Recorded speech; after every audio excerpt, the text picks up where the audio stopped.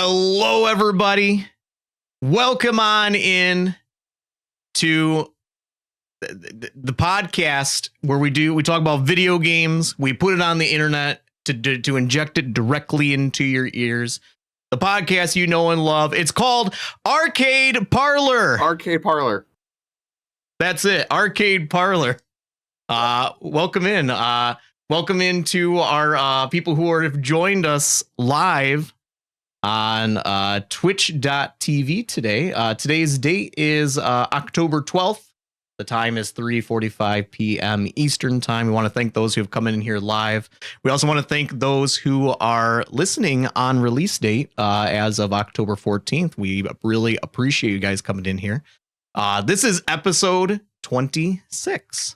Episode 26. We've been doing this for a little while, haven't we? Yeah, over 2 years. It's been yeah. We just had the 2-year celebratory episode. It feels like yesterday. It's still hard to believe. I know. It really is. It really is. Welcome to our listeners. I'm joined here. You guys know who I am. I am your host, David, also known as Pancho Taco on most platforms. You guys know who I am. Today I am joined, of course, by our co-host, Ashley FL. Hello, Ashley. Oh, how are you? I'm great. How are you? I don't really think I could be much better than I'm doing today.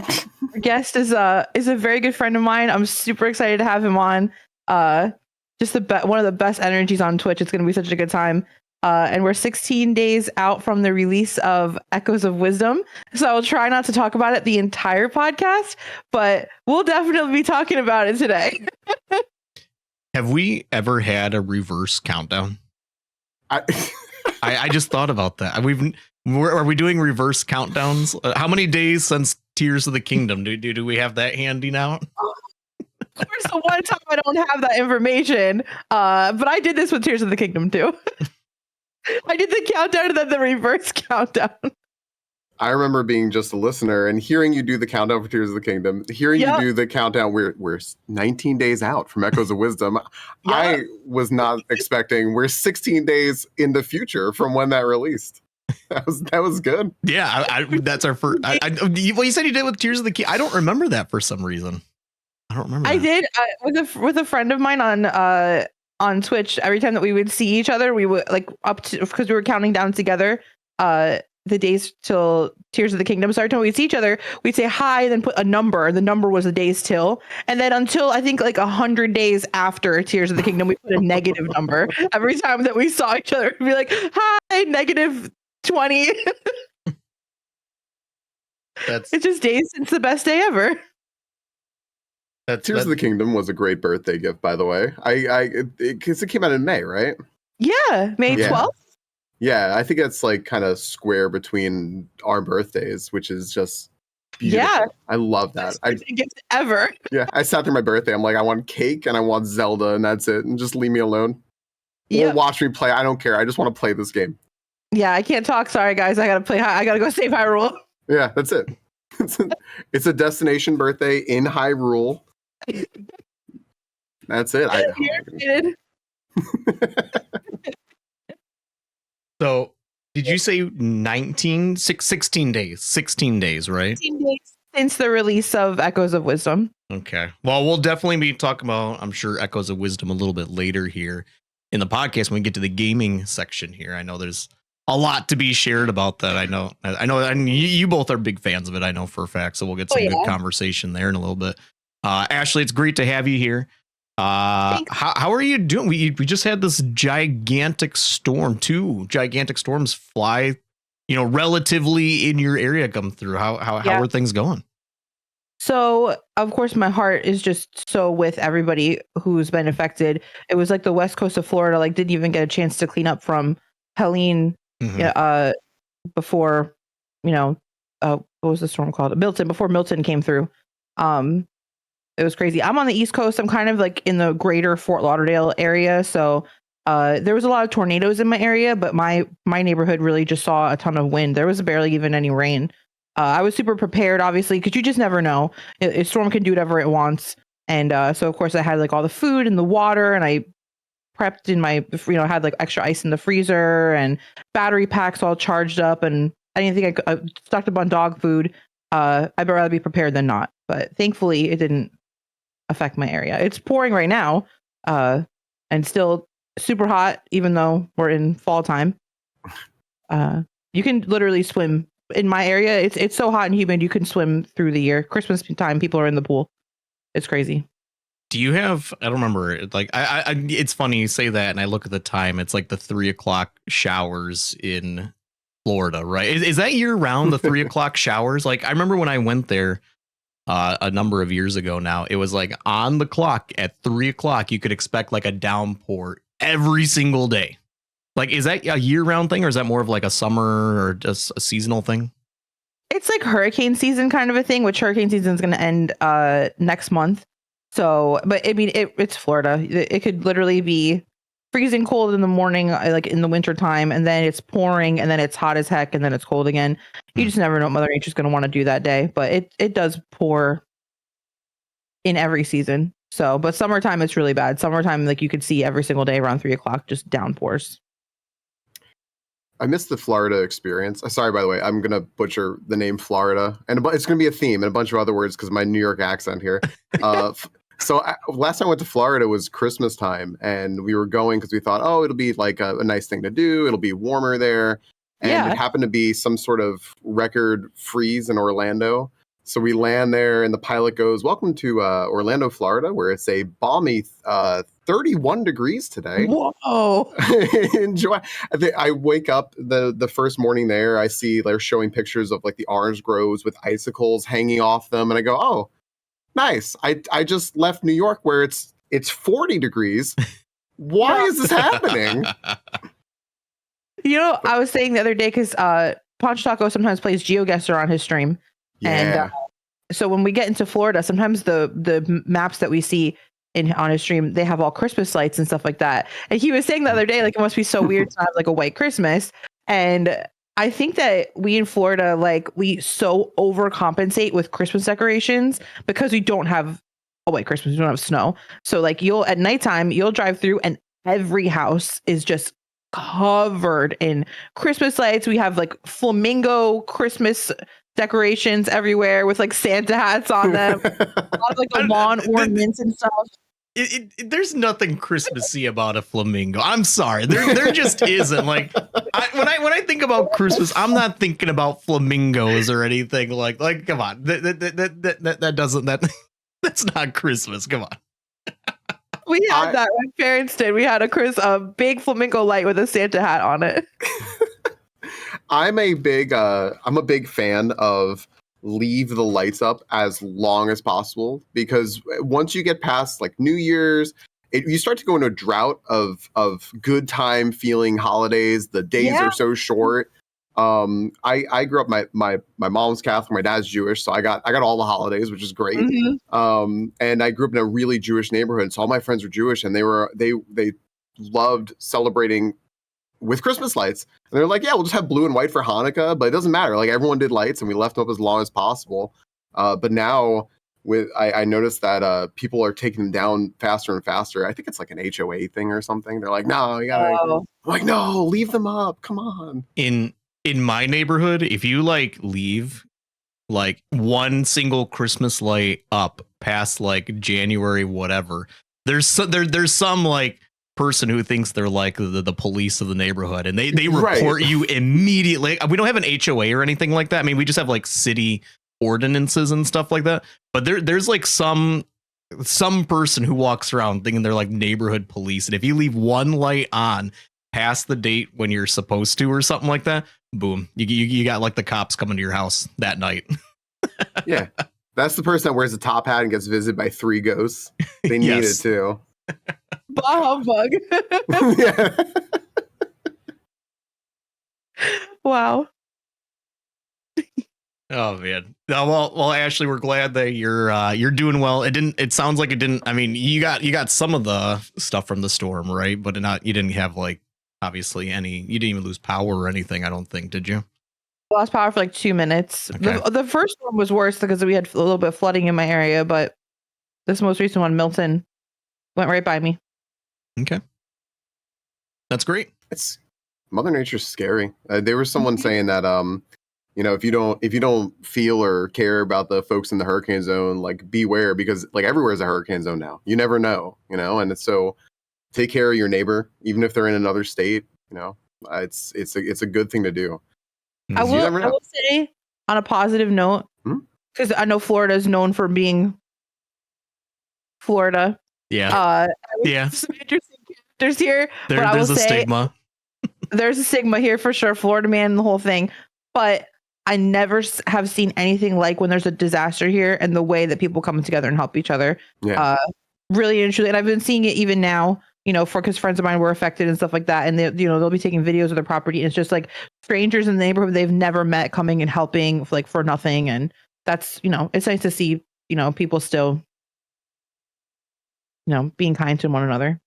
With a little positivity with that, I was still on Long Island when Hurricane Sandy came through and it tore everything up. And thankfully, we were okay. We lost power for a few weeks, I think. Our neighbor's house got like the roof went in, but like everyone was okay and safe most of all.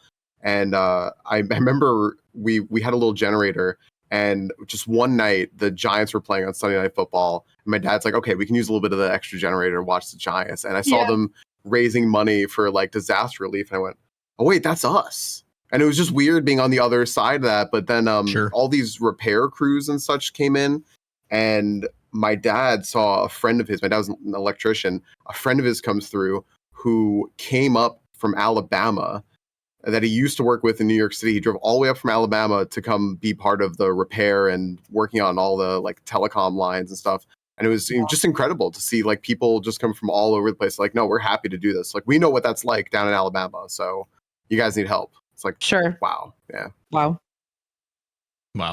I got to say, I kind of like living in Michigan. We have like no natural disasters here at all. Like we don't, I mean, occasionally you hear about like a tornado landing somewhere, like not really near me or anything and where I'm at. We don't have any like natural disasters. We don't have like any animals that will hurt you here or like bugs or anything. No, nothing. Panthers? What's that? No Florida Panthers. No Panthers. I mean, I think we have like in like northern Michigan, we'll have like wolves or something like that. More in like the Upper Peninsula, but like, I mean, they gotta go over the Mackinac Bridge to get here. I don't think we're gonna see a bunch of wolves coming over the Mackinac Bridge anytime soon. But yeah, I mean, I don't know. Things can happen. I got a silly question. Are Wolverines a thing? Are they a real thing? They do exist. Okay. This is actually a funny conversation here. I have never so Wolverines are the state animal here of Michigan. I have never met anybody who's seen a Wolverine outside of going to like the zoo. Like they don't exist here. I'm convinced they don't exist here. Now they probably are in the Upper Peninsula. They probably are. We have a lot of like, it's more like there's like some mountainous areas and stuff up there. Like I bet we have something up there. But like the Wolverine, like we're even talking. So over the past several weeks, I've had a friend coming over every Saturday night. We've been watching through the X-Men films. Like we haven't seen these in forever. So we started with like X-Men 1, and every Saturday we're watching one. I think we're watching it one tonight. I think we're watching the Wolverine tonight. So this is kind of funny. But we were talking about like you have Logan, right? He's like one of the coolest superheroes, right? He's like super aggressive. He's there to rip everybody apart. And they call him the Wolverine, which is such a cool name. And then if you go and look at what a Wolverine looks like in real life, they're really cute. They're just like, they don't look hostile at all. They're like actually cute animals. It's like these things like, but the name itself, the Wolverine, it's so cool. It's such a cool name. Yeah. I've never seen one. I had a feeling. I have a guess at what they look like. It's kind of like a sloth with nails, but I have no idea. I'm gonna go look at a picture later and ruin it for myself. Ruin Logan. I've seen a wolf, but never a Wolverine. I mean, I'm from just a little east of Queens, so I the first time I saw a chipmunk, it was stunning to me. It was like seeing a great mythical beast. I never saw any. I saw squirrels and pigeons. So I saw a chipmunk one day. I freaked out. I'm like, that's Chip and Dale. That's Chip and Dale. That's what they look like. Oh my gosh, this is real. And then I saw deer, and that just got me. I'm like, and that's Bambi. Like everything was Disney, but now real. Sure. So I'm looking at a picture of a Wolverine right now. Actually, they kind of just look like they kind of have a sloth like length to them. But they're just kind of like cute little cubs, like in their face, like they got a cute little bear face and stuff. Like they're really cute animals. I don't know. I don't think it really fits the who the Wolverine is in X-Men and stuff, but I just think that's funny though. That's what they Ashley choose. just saw one. Oh yeah, her face. She's melting. This one up. I just looked it up. It's like a sloth and like an anteater like had a baby. It's so cute. They're cute animals. They are absolutely cute. Absolutely. Oh my goodness. That made my whole day. If you're listening to this episode and if you had a bad day today, just go look up a picture of Wolverine. It's going to change your whole life. Just Google Wolverine cute. They're all cute. It's unnecessary. Did you mean just Wolverine? Yeah. Yeah. Before we digress even more, we are also joined by another a new guest here. This is guest Holden. I actually wrote this down. I was prepared for once on how many guests we've had. This is guest number 18 on our 26th episode. That's pretty good. 18 guests. Today we are joined by StreamingFalcon on Twitch.tv. You guys have heard him talking for a little bit here, but it's StreamingFalcon. He's who's here with us today. That's me. Hi. I'm really happy to be here. I love this. I've been listening to the podcast. I told Ashley and Poncher that I studied the podcast to be a guest on another podcast and to also like kind of make my own podcast over time. And I'm really happy to be here. I was so amped up. I was like, oh, I'm actually like a little nervous, which means I care. Like I'm so hyped. So Right? yeah, to say thank you for having me. You know, Absolutely. I heard that you were like, you're working on your own podcast, and I said because we've been talking about having you on for a while, and I was like, we got to get him now before he gets too in depth with his own podcast. We got to get him. I've been taking notes too. I mean, this is I know I've heard other guests say it before, but just the professionalism here is fantastic. It's so smooth and easy-going. It's just so nice. Like I'm just here with a cup of coffee, enjoying myself, chatting with friends. This is great. Thank you. Us too. I know we've said it before, at least in the 2-year when we went into like the whole like the names that we were coming up with the podcast and stuff, and we were like, how do we want to frame it? We want to frame it like a group of friends who are hanging out who also really like video games, right? And so like you just saying like, I'm just coming here to talk, I'm drinking coffee, like that's the vibe, right? That's the exact vibe that we're looking for here.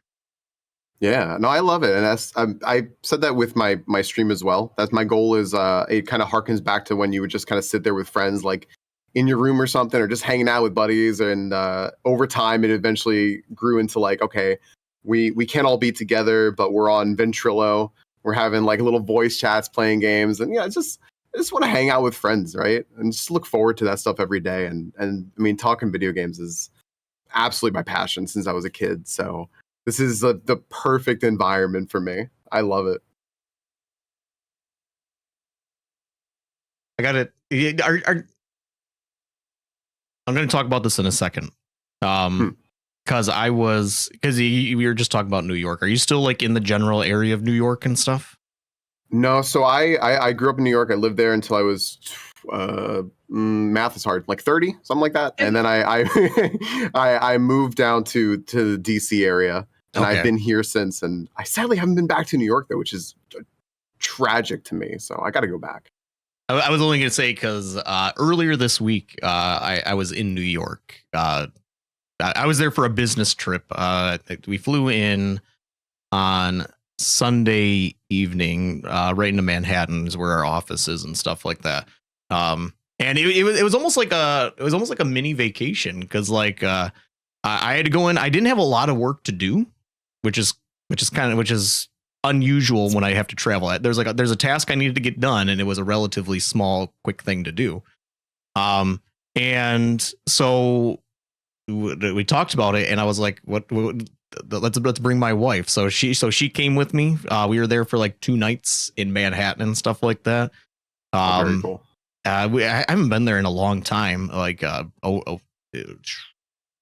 13 years was the last time I was there. I'm looking at the calendar. About 13 years. So it was almost like a mini vacation from like Sunday until Tuesday. We came home late Tuesday night. But it was my legs haven't been that sore in a while. Just so much walking. Like I forgot how much walking you do there. Like everything is like it is as packed as like Manhattan is. Everywhere you want to go, it's always like 0.7 miles away. Whatever. So it's like, okay, we got to go up to like 58th Street. We're on 29th right now or something like that. So we got a long ways to go. And because, taxing and Ubering is very costly, you just kind of walk, and I kind of like you it with that too.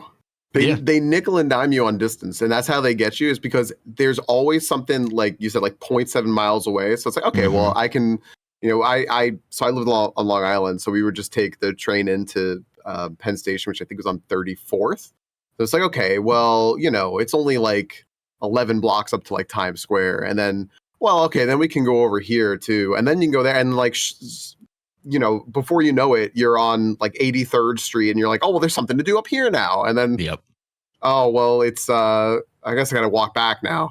And you realize like, oh, way back. Yeah. Yeah. 10 miles later and it's hot and you've just been walking all day and you're like, oh, I guess this just happened. They got me again. But it's so easy to get lost in that and just walk everywhere in New York City. Oh yeah. My feet were hurting, my ankles were hurting, my shins were hurting. It took a couple days to recover from that, but it was really fun. We did some we did some like the classic I don't want to say the classic touristy things because we did that last time, but we did go to Times Square. I feel like if you're in the area, you gotta go check out Times Square at like midnight or something because it's cool. So cool. Yeah, it's such a cool experience. Like at midnight when you go there and it feels like middle of the day. It's so lit up you wouldn't even know it's midnight. Yeah. Like everyone should be asleep, but yeah. It's just a really neat like experience. And then we did some new things like when we were there 13 years ago, Ground Zero, like the monument or the memorial wasn't built yet or anything. So we took some time to go down there and go see Ground Zero, go see the new One World Trade Center and everything like that, which was really a neat experience. I don't want to say like a cool experience because it was sombering and everything like that, but it was definitely worth going to see. Really interesting to see. Then other than that, we just like walked and walked and walked. Ate really good. Ate some really good food. There's no shortage of that. But I will say, the moment I knew I was in New York, I think I shared this with my stream. We got to the airport. We taxied into the hotel. And then we were like, okay, let's go walk somewhere now. We dropped off our stuff. We're going to go walk. We're going to go get some food in a little bit because we're hungry. We walked about 1 block and then my wife had to like fix her shoe or something like that. So she stopped like at a curb so she could do it. And the second we stopped, it was just like the strongest smell of pee ever. Like it was fresh. Like it was like somebody who hadn't drank water in like 3 weeks or like super dehydrated. It was like it was so incredibly strong. And I was like, we're in New York. This is the city. Yeah. This is the big city. I was waiting for it. I knew. I said, no matter what twist and turn this story takes, it's going to come back to as soon as we smelled the pee, the hot fresh pee. That's it. Yeah, I have these candles, like they're like scent of home, and they have locations. And I think one of them is New York that they got me. I'm like, I don't want that. No. It's okay. I don't need that. It's like, no, it smells like I don't know, whatever, some sort of trees or something. I'm like, deceitful, but okay. Yeah. To say from your trip, Poncho, your wife was sending me before you guys even left. She was sending me old pictures of your last time 13 years ago when you were in New York, and I saw that I can't remember if she posted or you had posted it in your Discord, but there was a picture side by side of you 13 years ago and then this trip at the Nintendo store holding the same Kirby plushie. And you post it in like on Twitter, like in the Arcade Parlor Discord or something, because it is so funny because you look like a baby. You look like a baby Punch. It like so whenever I go, I don't go there that often. It's like every couple of years I gotta go there for work for something. But our office is close enough that I always walk to the Nintendo store just to visit. And I mean the items that they sell, it's always the exact same stuff. Like as you can see there's a Kirby plushie from 13 years ago that they're still selling. Very kitschy kind of stuff. Yeah. Yes. Yeah. Yep. And now they might change like some of the displays a little bit. Like I think they used to have a giant Donkey Kong. Now it's a Bowser or something like that. Or they might change how. But I should just say the merchandise is usually the same, except maybe the video games. Like they'll bring in like the Echoes of Wisdom, stuff like that. Like they'll stock the new video games, of course. But we were walking in, I was like, I wonder if they're gonna have that plushie, because we could redo that picture kind of, and sure enough, they still had it. So, we did buy when I was there. My oldest is 4 years old, and then I have one who's gonna be 2 next month, and we were like, okay.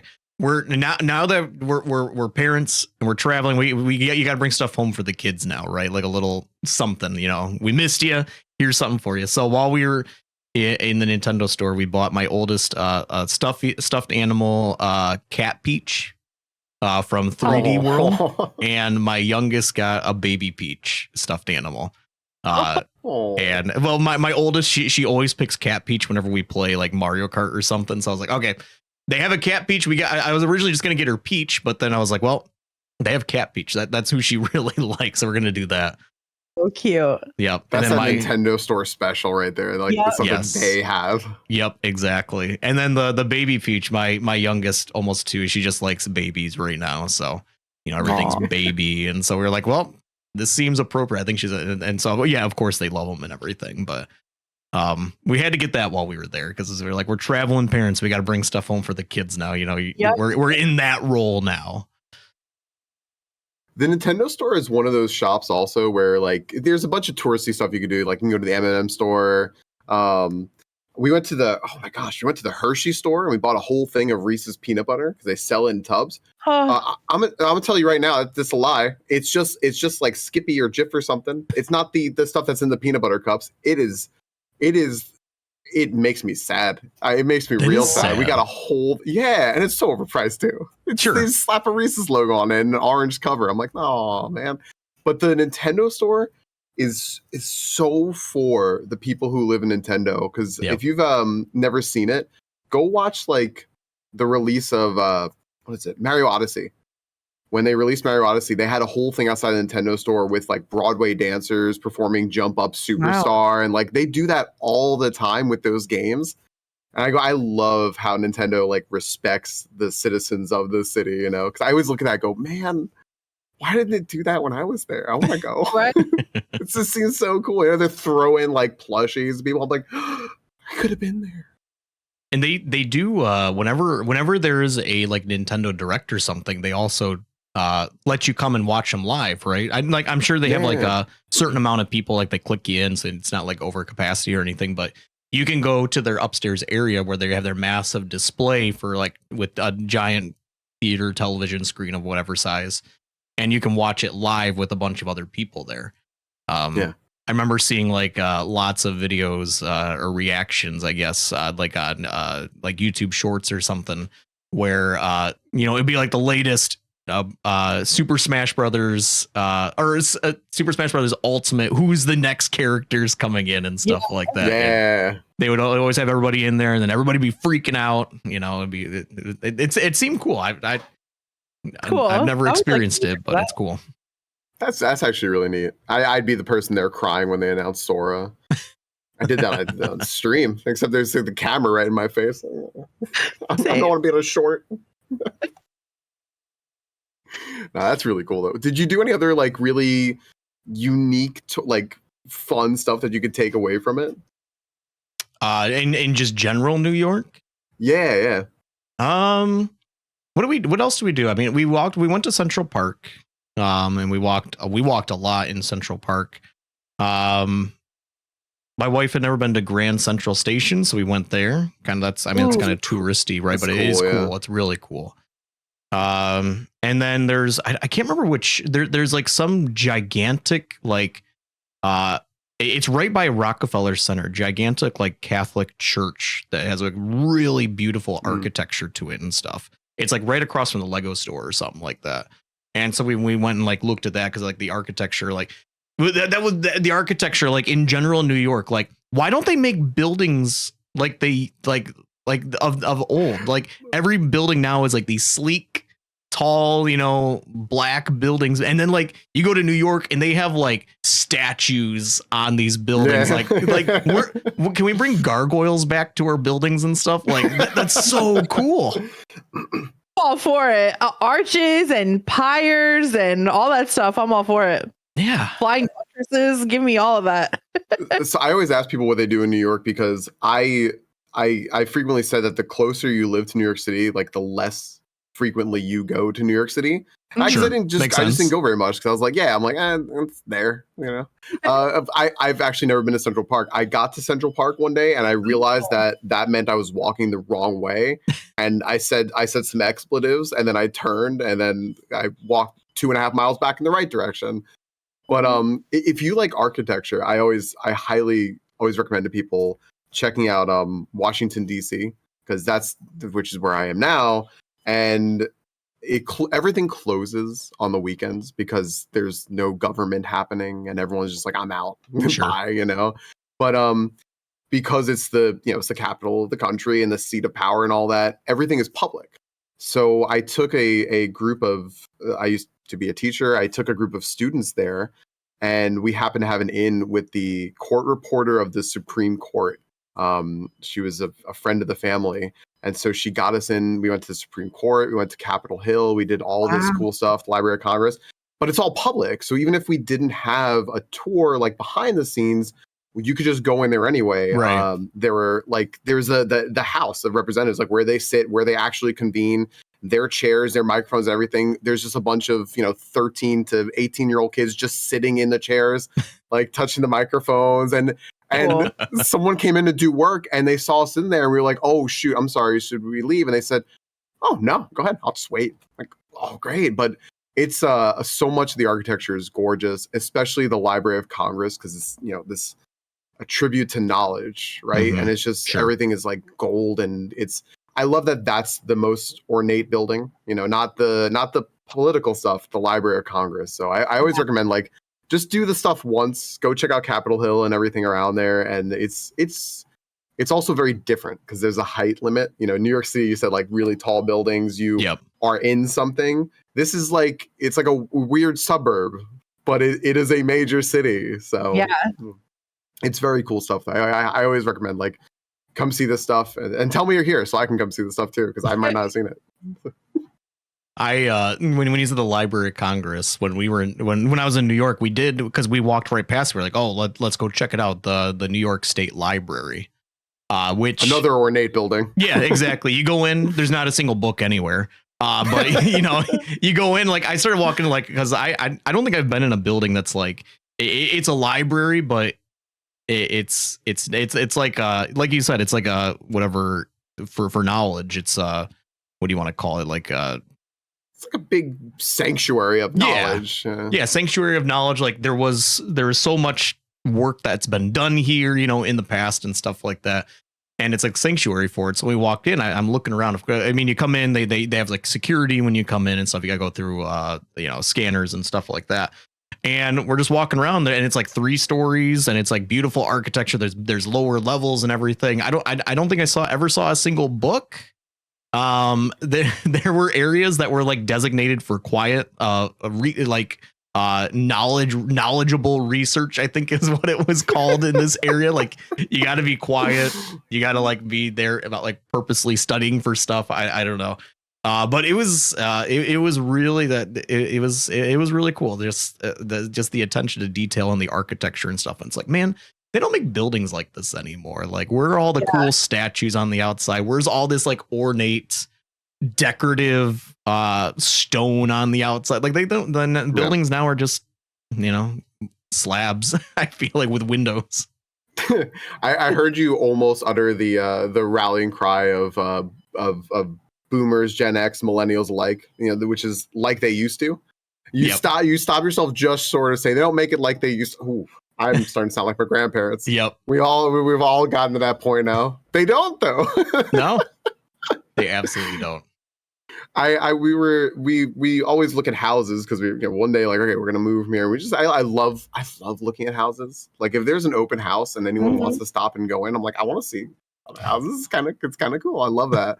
And I saw a house from built in like 1895 or something like that. And I had the misconception that, oh, well, it's so old, you know, like structurally, what's it going to be like? You know, we have all this technology and stuff. And then I was corrected very quickly, and it was said, no.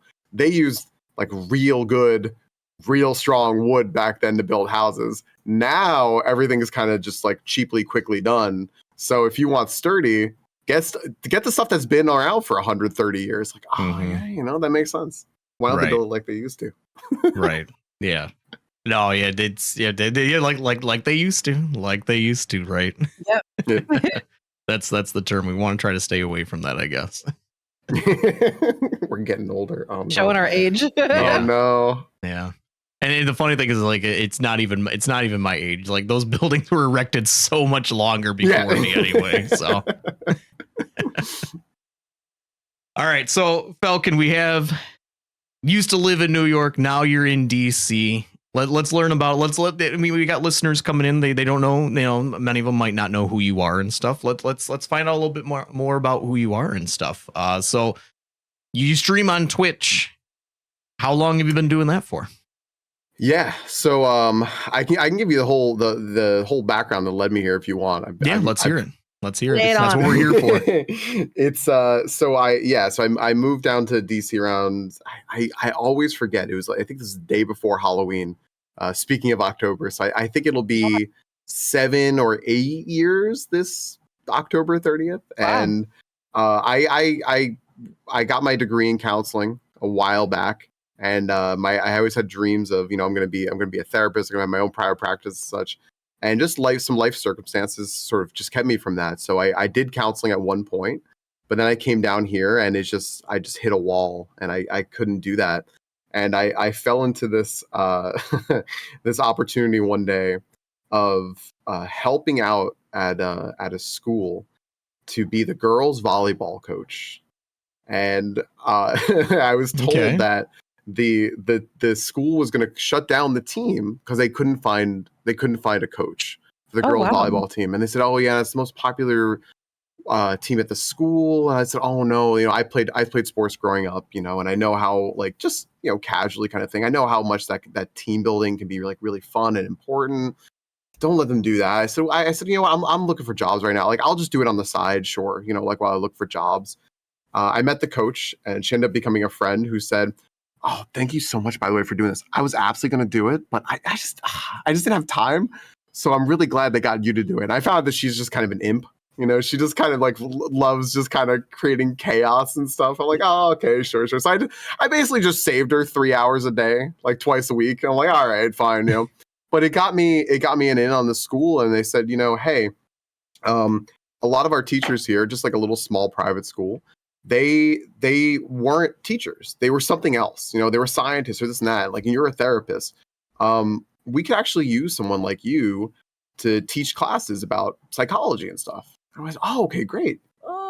I guess I could do that. I don't know. I just taught volleyball, and I played volleyball in gym once. You know, sure. Like, how hard can it be?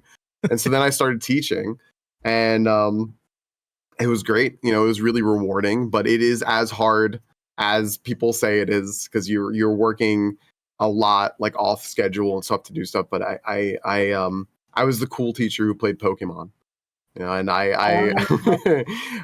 and right around that time though, when I started, I got really sick. Because of course, you know, you're around children for like one day. Oh yeah. I get 104 fever and the flu, and I'm like, great. And I'm at home and I'm watching like a Fire TV stick, right? So we didn't have cable in our TV, so it was just the Fire TV stick. And I put it on and I see Amazon is advertising Twitch because, of course, it's Amazon. And I said, all right, I think I have an account on this. I don't get it. Why watch other people play video games? I don't really get it. Why can't I just play video games? And I realized, like, well, also I'm kind of sick right now and I don't want to lift the controller up. So let's watch someone play a video game. And I turned on, like, it's like, what do you want to watch? I said, okay, how about A Link to the Past? One of my all-time favorite games, that and like Super Mario World and Donkey Kong Country. Like, all right, let's watch this. And I see someone just like gets right up out of Link's bed, and I was like, sweet. And they open up the chest in Link's house. I'm like, all right, there's the lamp, and it was a hammer. Like, wait, that's not supposed to be there. How'd you do that? Sorcery. Like, what is this? Is this what Twitch is? Breaking rules? And I realized it was a randomizer. I was like, oh, I don't know what that is. What is a randomizer? So I'm like searching this, like, and I'm trying to figure it out. And I found out that randomizers are cool and I like them. Yeah. So I want to do this. And it was really fortunate that the Link to the Past randomizing community makes it like super easy to get into. So I started playing it on my own and I saw that people were organizing these races. I'm like, okay, now I want in on that. How do I do that? And so in order to race, you have to stream because I want to make sure that you're not cheating. Makes sense. I go, okay. So I buy like, just like a little microphone just to keep on my computer, and it's just a cheap webcam. And I'm like, all right, cool. I'm going to stream here. And I didn't even use the microphone and webcam, but just in case, what if I strike it big while I'm just racing, for 1 hour a day. And I started I learned how to stream on Twitch, and I just started doing that a little bit, but I got into work more and I had to stop doing that. I had to stop playing. And then at some point, like smack in the middle of COVID, I lost my job as a teacher, and we had just been, sitting here kind of just like saving money. I had time. I said, well, you know what? I kind of want to race in A Link to the Past again. And so it was April, I think, or beginning of May of 2021. I got all the stuff set up again to start streaming. I got a better setup, and I started streaming. And I streamed exclusively A Link to the Past randomizer and racing. And I made a bunch of friends. I started just a little Discord where we can organize races, and then that Discord like took off, and it started becoming a community for like other things as well. People would play all sorts of games in there, and I realized like, wow, I really like this Twitch thing. This is pretty cool. I'm just going to keep doing this for a little bit. And I was really fortunate because my family started telling me, hey, you're pretty good at this. And like, I keep seeing that like a little viewer number like tick up. Why don't you just like keep doing this for a little while? Yeah, you never know. Like if people need content, you can make content. Like, why don't you keep doing this? I went, all right, sure. And so, for like a year or so, I averaged like 7-8 viewers, like most. Like if I saw 10, I was like freaking out. Oh yeah. And that's when it started to tick in it was May of 2022. I did Mega May, right? I just played as many Mega Man games as I could. Whoa. It was cool because I love Mega Man, but I hadn't played half these games. They're hard, but I was also they're really hard. They're like tough as nails, especially when you play the old NES ones. Like there's lives, and you better treasure them. They're designed to be damage boosted. I don't know how people do those hit lists. They're designed to be damage boosted. I have no idea. And a friend of mine who was very good at them was struggling. I'm like, okay, so it's not just me. But I noticed I was the only person in the category usually streaming those Mega Man games. So I got new people in. I was really excited. And then the big turning point of my streaming that really like solidified it for me was right after Mega Man ended, I'm like, I need to do something. And I started playing Kaizo Ironmon, which I know has been talked about in the podcast before. I'm like, let me try this because it seems really cool. And I was going to just do it for a week as a co-stream event with a friend. And we started doing it. And on my first actual run of that game, and Kaizo Ironmon is just a really hard, like one Pokemon, like Nuzlocke with extra rules, really, really, really hard custom challenge. Which is a randomizer at its heart, just a really unfair randomizer. Absolutely. It's I started and I get my first run, and I get a raid from the streamer named Numot the Nummy, who is a big Magic the Gathering professional. Ooh, okay. And I'm mentioning it because whenever I name drop him, I say, you know, I got a raid from Kenji, and everyone goes, oh, and he happened to also be playing Ironmon, because every once in a while he'll also just dip into another game, but he's a big Magic fan, and I get raided by 1,500 people with my 10-person stream, and I lost my mind because right at that moment I was losing the game.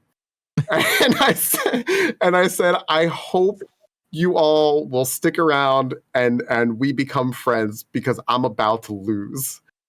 Thanks for being here. And I lost the run, but but a bunch of those people are actually still with me today, over 2 years later, and that just kind of like kicked things off. I said, you know, maybe if I keep playing this Ironmon thing, good things will come. And then, you know, now I'm here. I played Ironmon for 2 solid years, almost nonstop. And then I started this past year, just when I met you guys, I got inspired, because I said, I can't just do one thing forever. You know, I almost feel like my viewers are kind of being held hostage by one game. If I just do one game, like they're here to hang out with each other and hang out with me, despite just doing one thing over and over. And so I truly did get inspired by all of you.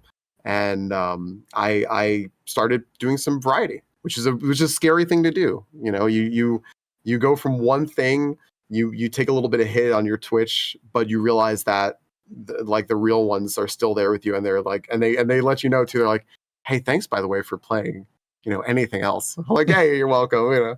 Yep. So we'll dip our toes into Ironmon every now and then. I'm never gonna leave that behind, or Link to the Past randomizer, but like I'm now fully a more variety streamer, and so and then we're here today, and I feel so lucky to be here, because I still have a stream, even though I jumped ship from Ironmon, so which was a really scary thing to do. But yes, that's how we got here. It's so scary to move from your main game, especially like when you get partnered, right? Because you're on that push, and you want so badly to like keep the viewership up and all of that, and you know, to keep your core audience. Because like, I don't know, for me, like when I was playing Mario Maker forever, and I finally was like, okay, I played straight Mario Maker for like almost 3 years, like only almost exclusively Mario Maker, nothing else. And when I started to do other things, it's so scary, because you think you're going to lose everybody. But that's when you realize, like, most people are there for you. There's people who come to the stream that don't even look at the gameplay. They're there for their friends and the community that you created and everything. But when did you get partnered on Twitch? I got partnered in December of last year. Oh, wow. It's funny, because I feel like now it's really settled in. And I often forget what last year was like, how crazy it was just doing that partner push, because it's stressful. Like, part of you knows it'll happen, but like, you just want to, at some point you're like, I just want this to be done. So I can stop telling people, please take the refer equals rate out of your thing and refreshing and like all that. You know? But I got partnered December of last year, and a lot of that was, and I always say, you know, I will never turn my back on Ironmon, because a lot of that was the Ironmon community coming out there and you know, people telling each other like, hey, you know, support this guy. Let's get another partner here. So it was once that was done, it was just like hair down, just chilling, like, oh my gosh, this is so refreshing. But yeah, this is also a weird thing too. What you said is perfect. Like, summarize what I said. You played Mario Maker for 3 years, and then you swap and you do something else, and it's scary, but you start to realize, like, I mentioned this before. I'm like, this is gonna sound like I'm like a weird flex, but it's not. It's an example of just how refreshing things are. When I stopped playing Ironmon, it was actually at the peak of my viewership, and I dropped like 115 average viewers or something, like average from then to now. And when I look at it on paper, I'm like, that's insane. Like, why would I have stopped doing something like that? And then I realized that, like, you know, I'm doing this as my job, so I need to look at numbers and such. And I realized that since then, I've had my best, like, okay, I can like financially support myself and such moments on Twitch. So I realized that it's because people are happier. I'm clearly happier. Right. And the core of the stream, you know, like all my, I call my tiny friendos in my computer are really there to be like, don't worry, like we got your back. And that just like, you know, that it quite literally brings a tear to my eye. It's refreshing. So I love doing this stuff.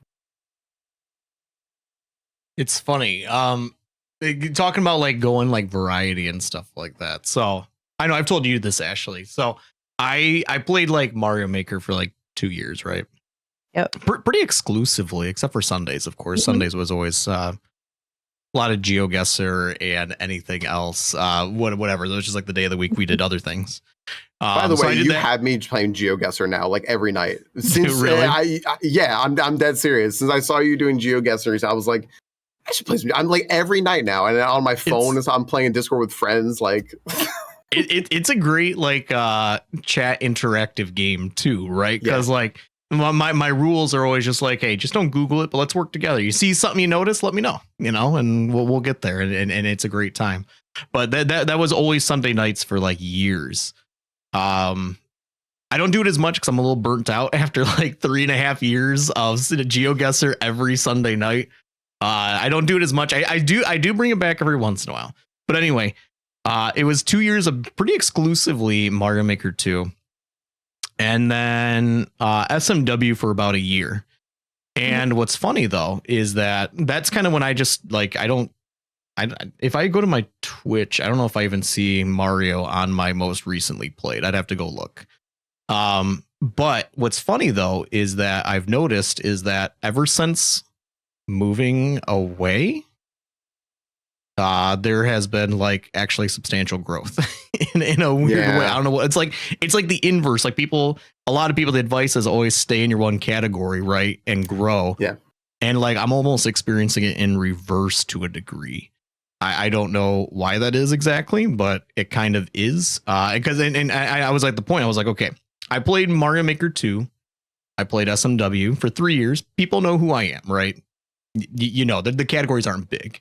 You know, I probably touched everybody who's, you know, going to come hang out, you know, and watch the stream and stuff. So now it's time. Let's start doing some other things, you know, and it actually seems it's like almost like the inverse of like the textbook answer. How do I grow on Twitch? Well, you find your category that's not too saturated and you play it to death until you get your numbers right.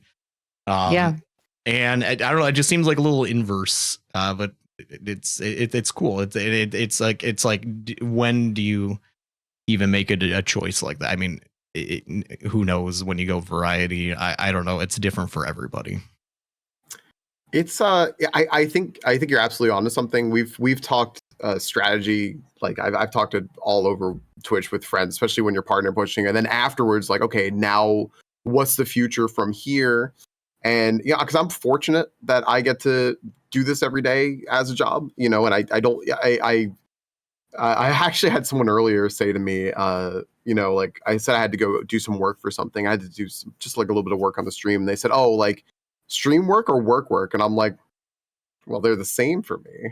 And I said, but I said, yeah, I said, I can see how you wouldn't look at that. I said, but I work, as hard as being a teacher was, I actually work way harder on my stream and doing stuff for my stream than I did it even as a teacher. And that's saying something, because being a teacher like was rough. But I think that there's a lot to consider, like you said. And I think you're spot on with something. Like, yes, you absolutely can grow within one category, and it's probably good to stick with something consistently and like do that for a while. But at some point, you're gonna get like flooded with follows and such. But they're gonna be people who just want to watch that game. And so if you start to explore other categories and dip your toes in them, you're gonna find the people that want to watch you. and no matter what you do, and so there's absolutely like a dance there and a balance of like, how much do I stay with one thing and do another? Is it, so we've all experienced that. It's cool though, but I love hearing you say it, because that's something that's been in my head for a while. Mm-hmm.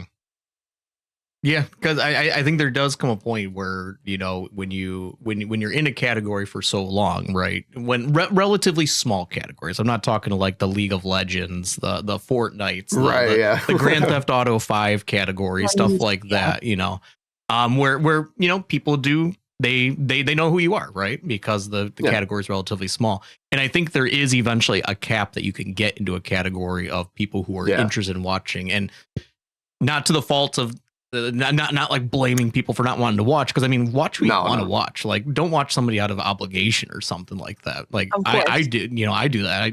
I watch people who I want to watch, and I don't want anybody to ever feel like they have to come and watch me or they have to go. Yeah, I know we all have that mentality. And it's just like, I think in certain categories you'll eventually hit your cap, and it's like, okay, let's start looking over here. There's this is a cool game, and there's lots of cool people over here and stuff. Yeah, no, absolutely. I never criticize people for what they want to watch. That's their time. That is their valuable time. I've heard streamers like blame viewers for stuff before, and I go, you are not gonna last long here, buddy. Like, you are just not. You don't do that. This people's time is valuable. So you just do your thing. I gotta say, like, for you, Falcon, you do keep elements of Pokemon in your stream. You have a lot of really cool channel points and all kinds of things that you built out. Like, and I always watched everybody in your stream, like, kind of do all these channel point things that you have. And I recently in your stream was hanging out, and I stopped and was just like, can you tell me about these channel point things? I want to be part of it too. Can you chat about that for a second? Because like, I know you worked hard on all that stuff, and if you've never been to a StreamingFalcon stream, you got to go, not just for the entertainment and the amazing community, but just to see all the things on the screen and like the channel points that work out and stuff like that. So talk about that for a second, if you don't mind. Yeah. So when you play Kaizo Ironmon, there is it's really good. It's just chatting with a game that's basically gambling in the background. That's like, I don't. It feels like it. There's a ton of skill in it. I don't want to. That's just a little tongue in cheek. There's a ton of skill in the game, of course, right. But a lot of the time there's a lot of RNG that gets you, but there's a lot of downtime, and you're having a bunch of just chatting. And so, as a big network of streamers, playing Ironmon, we all got the Pokemon community game that's in chat, where you can try to catch Pokemon that come up every like 15 minutes. A bunch of people got stream avatars, which bounce on the bottom of the screen. Both of those things are awesome. If I'm in someone's stream and I see the Pokemon community game and like I notice it because I'm actively reading chat, I'm gonna play it. And if I see stream avatars and I see they're having a battle royale, I want to win it.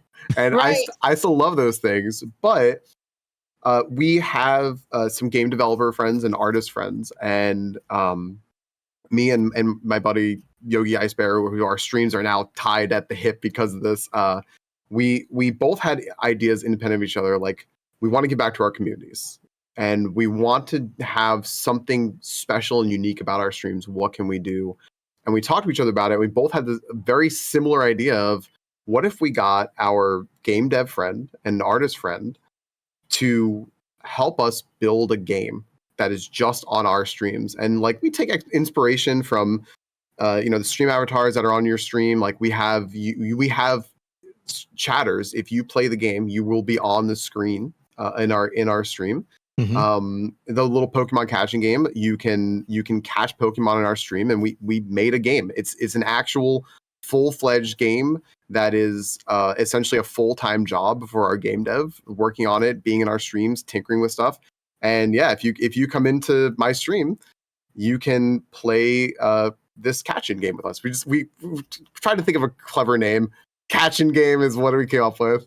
And is this game? I'm going to use like a term that just a video game. Is it like a cross platform? Is it cross stream? Like, is there like cross progression between you two or anything, or is it like siloed? Yeah. Like it's a game that you each run, but it's like siloed, or do they connect in the back somehow where you can progress in each other's streams? Yeah, they connect to each other's streams, and cool. one of our friends who does a lot of like web dev stuff, just completely for fun, was like, "Can I make a website for you guys?" I said, "Sure." And so we have a website where you can track your Pokédex. You can, if you want to log in with Twitch, it's not mandatory at all. You can like set up an avatar for yourself. You can lock Pokemon you don't want to accidentally trade. You can list like that you're looking for stuff, but like all the Pokemon from Gens 1 through 5. And for those of you who are about my age, there are Pokemon besides the original 150, 151. I found that out very recently too from Ironmon. Don't worry. But we have all of them from Gens 1 through 5. We got all the shinies, a bunch of seasonals that we created in there, just for fun. Like, cool. Yeah, Really like cool. a little springtime Alakazam shaking like little flower things. But yeah, it's totally free and stuff. And it's just a way to give back to folks. And now we have people who come in there like, look, Falcon, I'm gonna be real with you. I love you and everything, but I this game got me. I'm like, cool, dude, Game. I'm trying to play a catching game. Yeah, it's just cute and it's fun and it's just a way to give back to people. It wasn't a way to like try to like bait people into stream or anything to like stay there. And it was like legit, like you're here already, you're familiar with us. Why don't you come play? But when new people come, I always say like, yo, ask me how to play. I will gladly answer. But what I love, it's really heartwarming, is chat will often see someone join in and get their like welcome starter Pokemon, and they'll start gifting that person Pokemon. It's like, what's your favorite? You like Charmander? Here's a Charmander. And it's so sweet. Like it's such a small thing that's actually a really huge thing in the background. It's a lot of work. Yeah. But it has done so much for like uniting our communities. And so yeah, it works on both our streams. I'm attached to the hip with Yogi but he's awesome. So I'm very happy to be, and it's just fun. I'm really glad we have it. That's really cool. Like the I'm just thinking like on the technical level, even like the cross stream progression is cool. It's it's not like you have your profile on one stream and then you have your profile on the other, right? It's because I think like that would be like well, I mean, I might be wrong. I don't know much about Pokemon community game, but is that kind of like a per stream thing too, or does that have cross progression as well? It's cross progression. The thing what really got us about Pokemon community game is that a lot of what happens with that is just in chat and through an extension, and we were like, well, you all are here, and how do we bring you into the stream and be a part of the stream? So there's redeems where you can show your Pokemon with your name, how many things you've caught, like what level you are and everything, like on stream, like right below my camera. And I'll often like peek my head out above it. I'm like, whoops, I'm also, that's a posture check for me. I'm slumping. But it just feels a little impersonal. And so we were like, well, how do we do this like and really make it personal and say like it truly is a thank you to everyone. And because it's a huge like investment of resources from all of us involved. Where some of our friends had asked, I felt so bad about this. They asked our game dev friend who makes it. They said, "Hey, Alex, can you make a game for us?" And she goes, "You have no idea how much time this takes. Like, this is my full-time thing." And it's like, but it's cool. I get to like put a little like feather in my hat. Like, hey, I was responsible for developing a game. Haha. It's really just cool. And it's just neat. Yeah, it's really cool, and it is also very, very, I guess, representative of like what I do here, right? Like it's all about games and all about like involving y'all in the games. So my friends, I want you to play with me. So I think recently you also played some Mario Maker 2, like when you were starting to branch into variety, correct? I was getting good, yeah. Yeah, you and a previous guest, Waffle Smacker, I almost said. The waffle smacker. Waffle maker? Yeah, that or the waffle stomper. I've said that before, but Oh my waffle God. smacker. You guys were racing each other to get good, right? Which obviously, Ashley, you came up with that idea of a challenge that quite a few people did, right? Yeah. Yeah. Oh yeah. That put me on the map on that challenge, but they took it to a whole nother level. You know, I don't think I can thank Ashley enough for this. Honest to goodness, I wanted to start playing Mario Maker 2. I wanted to because I got, you know, I have my Super NT here with Kaizo SMW and stuff, and I'm like, I want to play a little Mario Maker 2 as well. And yeah, Waffle and I challenged each other. I mean, the dude's a tech wizard, he's a data person. Oh, so you know, yeah, Big he time. just made like a spreadsheet that calculates our times and compares them. I'm like, great. You know, I just get to sit back here and just tell him like, I did this today, and he goes, all right, and it's in there. And yeah, we raced each other, and as a result, this is why I've said I gotta thank Ashley. We actually made a bunch of friends from that, from like, as I started doing troll levels and stuff afterwards, and so like I have, I think we were talking like right before the podcast started, but a little about World of Warcraft. I'm always inviting people on stream to come play. Mhm. Now I got friends I made in Mario Maker playing World of Warcraft with me. Wow. That's cool. And yeah, like Ashley, like this has ripple effects. It's fantastic. But we did the Get Good challenge against each other. Waffle was absolutely trouncing me through the expert levels. I could not turn off my Kaizo brain, and Yeah. I didn't know what indicators were. I was like, "What is it? Why are these like little like outline boxes? Or what is this? Get this off my screen. It's clutter." And then once I got it, though, we got to the super expert levels that became more kind of Kaizo in nature. I've been playing Kaizo for a while now. I finally like I got past Waffle just enough because of one insane That like shell one jump. level. Gosh, oh my gosh, that level's mean. I don't know how it's up there. Is that the training level? There's one like how to shell jump level that has like a really stupid section in it that I know a lot of people got stuck on. It's the one level I didn't beat. Okay. I've purged the name of it out of my head, but I think it was is the a one shell jump level. I think it is the one I'm thinking of, but yeah, okay. I have seen many people struggle with that one. Waffle goes, how did you feel after you finished it? He goes, were you excited? I said, no, I was relieved. Like I was just, it's over.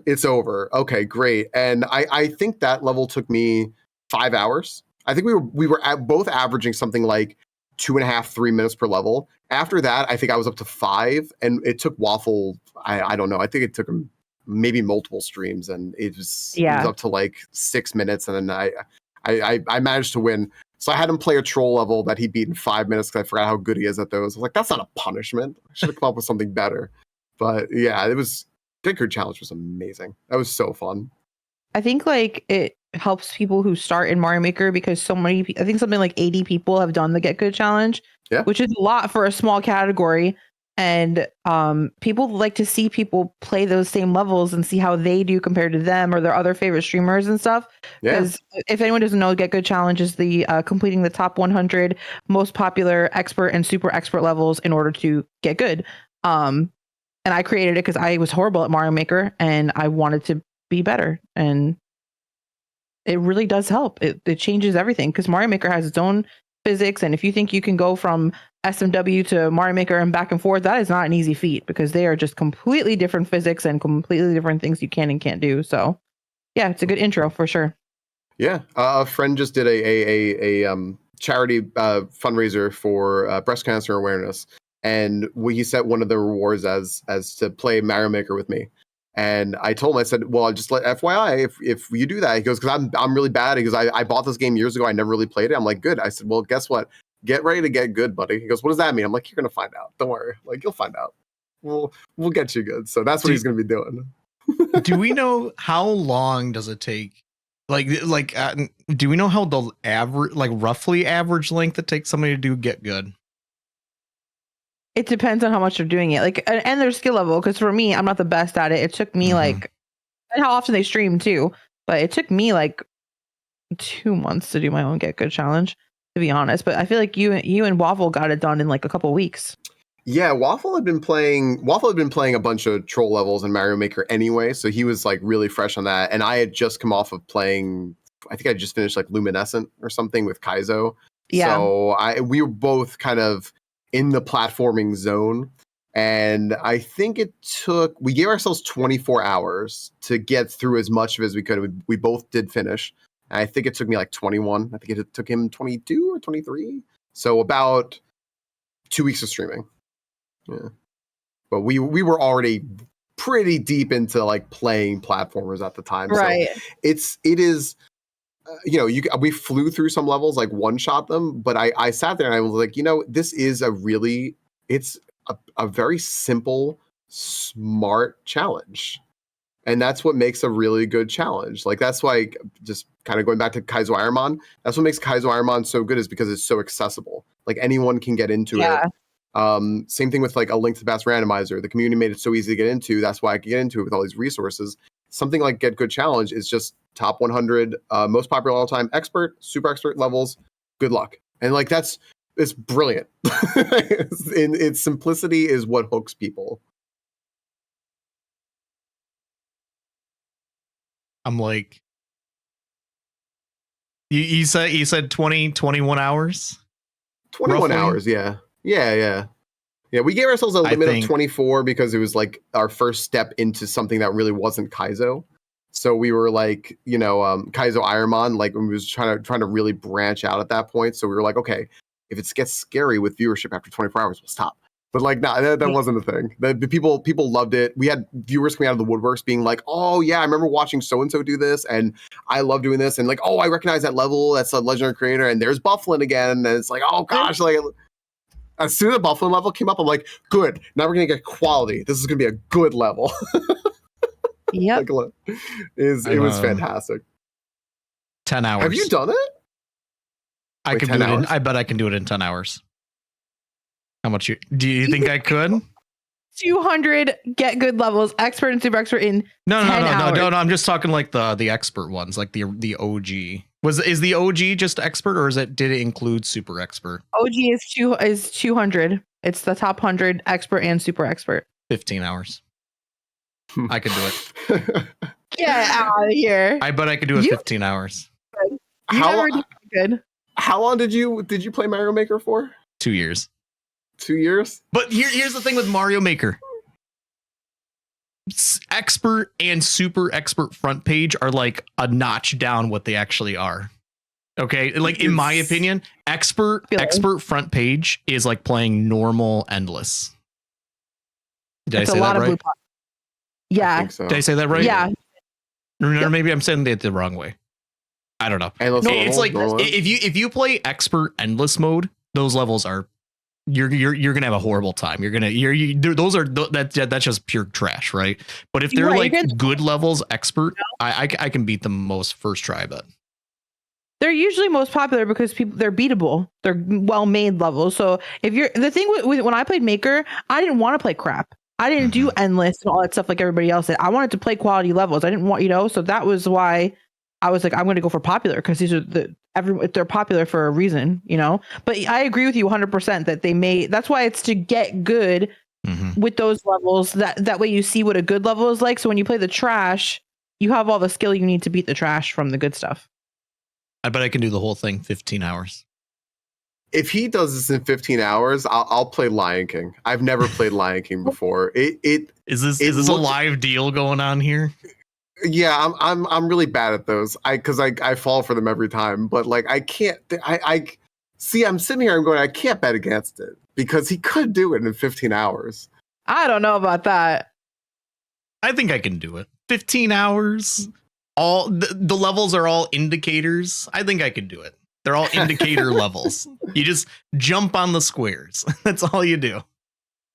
That is fighting words right there. I would love to see you try. I would also I'd love to see this. If you can do it in 15 hours, I'll be very, very impressed. Because go ahead. You get down on the numbers. Like once you get the expert is expert, you'll I know you'll fly through that. You get super expert and you'll be okay. You'll see Hikakin fire, you'll go and then you'll go past that. And then once you get down the list on super expert, it does become like, by the way, team shell, team shell, team shell, team shell, and it's just like, all right, it does become like the Wild West out there. Like once you get down that, because you're right, front page is nice. It feels good. There might be like one shell jump, but then it gets. Ugh, so I'd love to see this. I'd love to see this. If you can beat Get Good in 15 hours, I'll play, and I'll let you pick any game that I have to play, no matter what, no matter how bad it is. Just to be clear, Get Good, just so I make sure I fully understand it. It's all top 100 of the experts and all top 100 of the super experts. Most popular all time. Most popular, yeah, all time. Okay. Yep. Yeah. I think I do 15 hours. Wow. I think I could. Wow. I look forward to seeing you try. When I mentioned, or when I was mentioning earlier that that Yogi and I are attached at the hip with our streams, I love the two of you.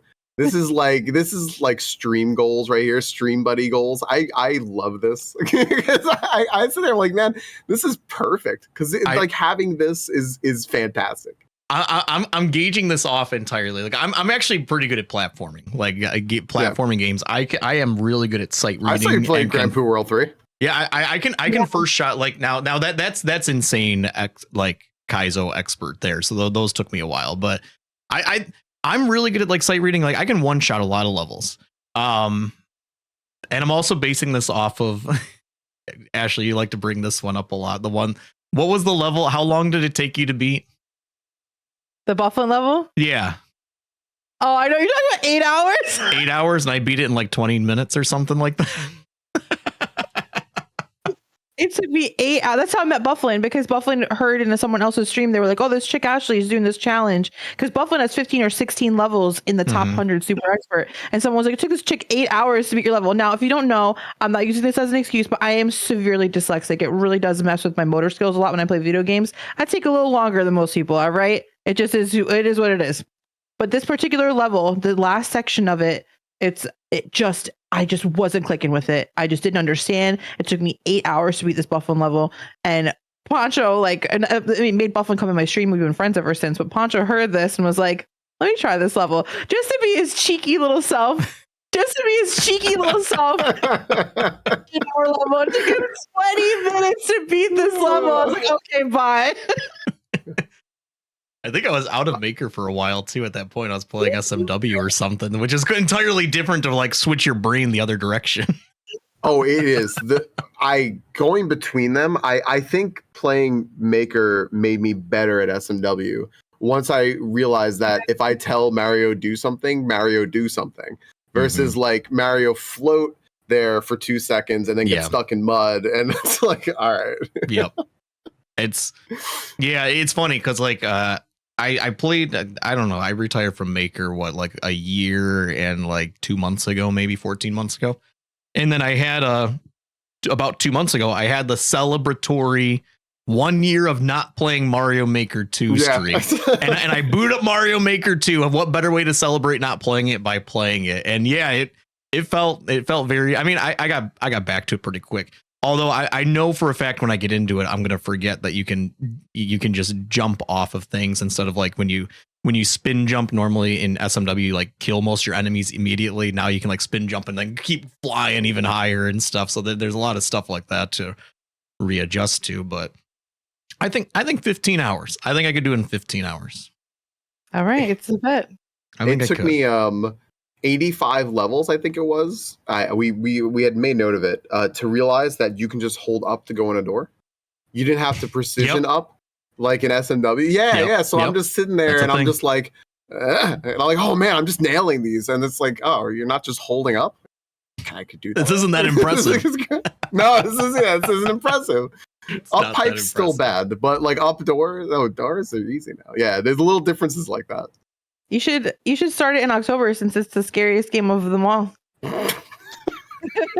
I'm too loaded with things in October right now. I can't do it right now. Maybe like in based off of things I want to do. Maybe like this might be like a December, January thing when I do it or something. We're a little ways off. I got my schedule's too full at the moment. I think with things I'm doing.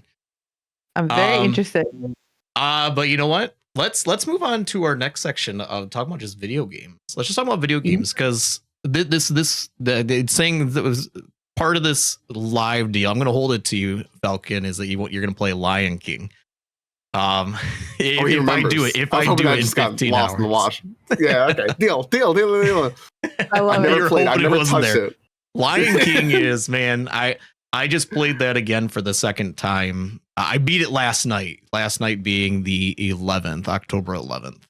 Man, that game is, I don't know. That game is, there's mechanics that make sense all throughout, and then suddenly the mechanics just don't work anymore in later levels. And like, I don't know. I think it's a fun stream game, but there's no way I'm ever playing that off stream. That game oh my god, I could play it forever. I grew up with it though. I grew up with the game. So there was just times last night when you were playing it where you were just like, jank, this is BS, this is jank. Yes. And I was just like, this is my childhood. it's because like mechanics that have worked all throughout the game, suddenly in the last level, they just don't work anymore, like in the same way. And it's like, what is that? This is jank. This is not good. I was thinking about this now. I'm already thinking like I think they re-released it with Aladdin, right? As like a dual pack thing for Switch.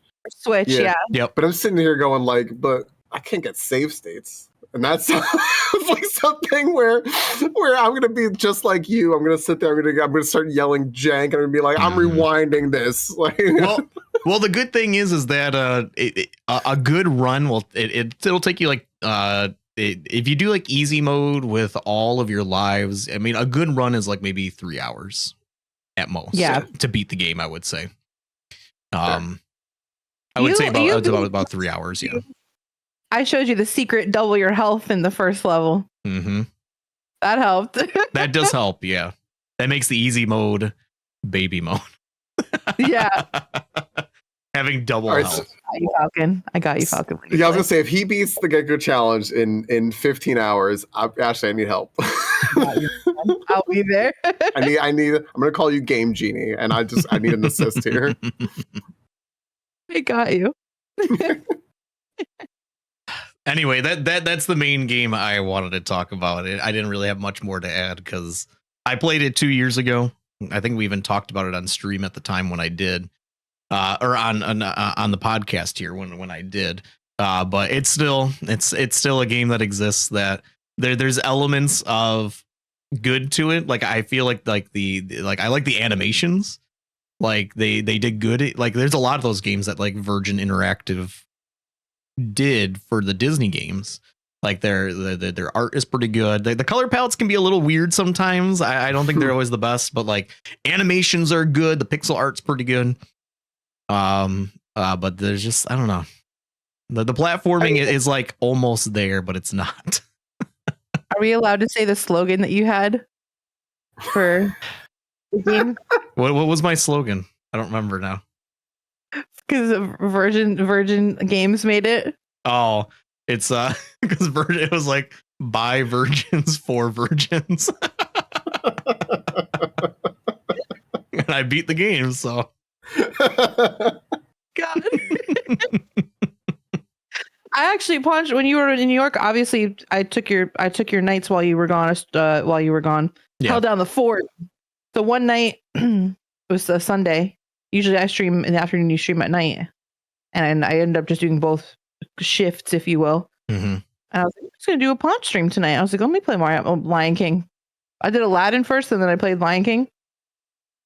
I've believe it or not, I've had the game since I was 5 years old. I think that's only like within maybe 5 times I've ever beat that game. It's a hard game. It is. I don't care what you say. It's a super hard game. But there's definitely, it's a hard game, but there's definitely like if you know a lot about it, you can just breeze through things. Absolutely. Like it's learning. It always struck me because that was the like SNES Genesis era was so ripe for media collabs in video games. I was just watching, like I always watch all these videos on YouTube about like, we were talking about top 10s, so like top 10 video game collabs with other media outlets or like with food, like the Cool Spot game and stuff. But so many of those games were actually really good, one, and really hard, two. And I'm sitting there going like, who was this made for? Because it's the Lion King, right? And I've never played it. I've seen it plenty of times, especially twice recently. And I sit there and watch. I go, this is a game that when it came out should have been for like 8-year-olds. And what 8-year-old is going to sit here and not cry? How tough is this? Their so favorite hard. movie. Yeah. And guess what? Simba loses.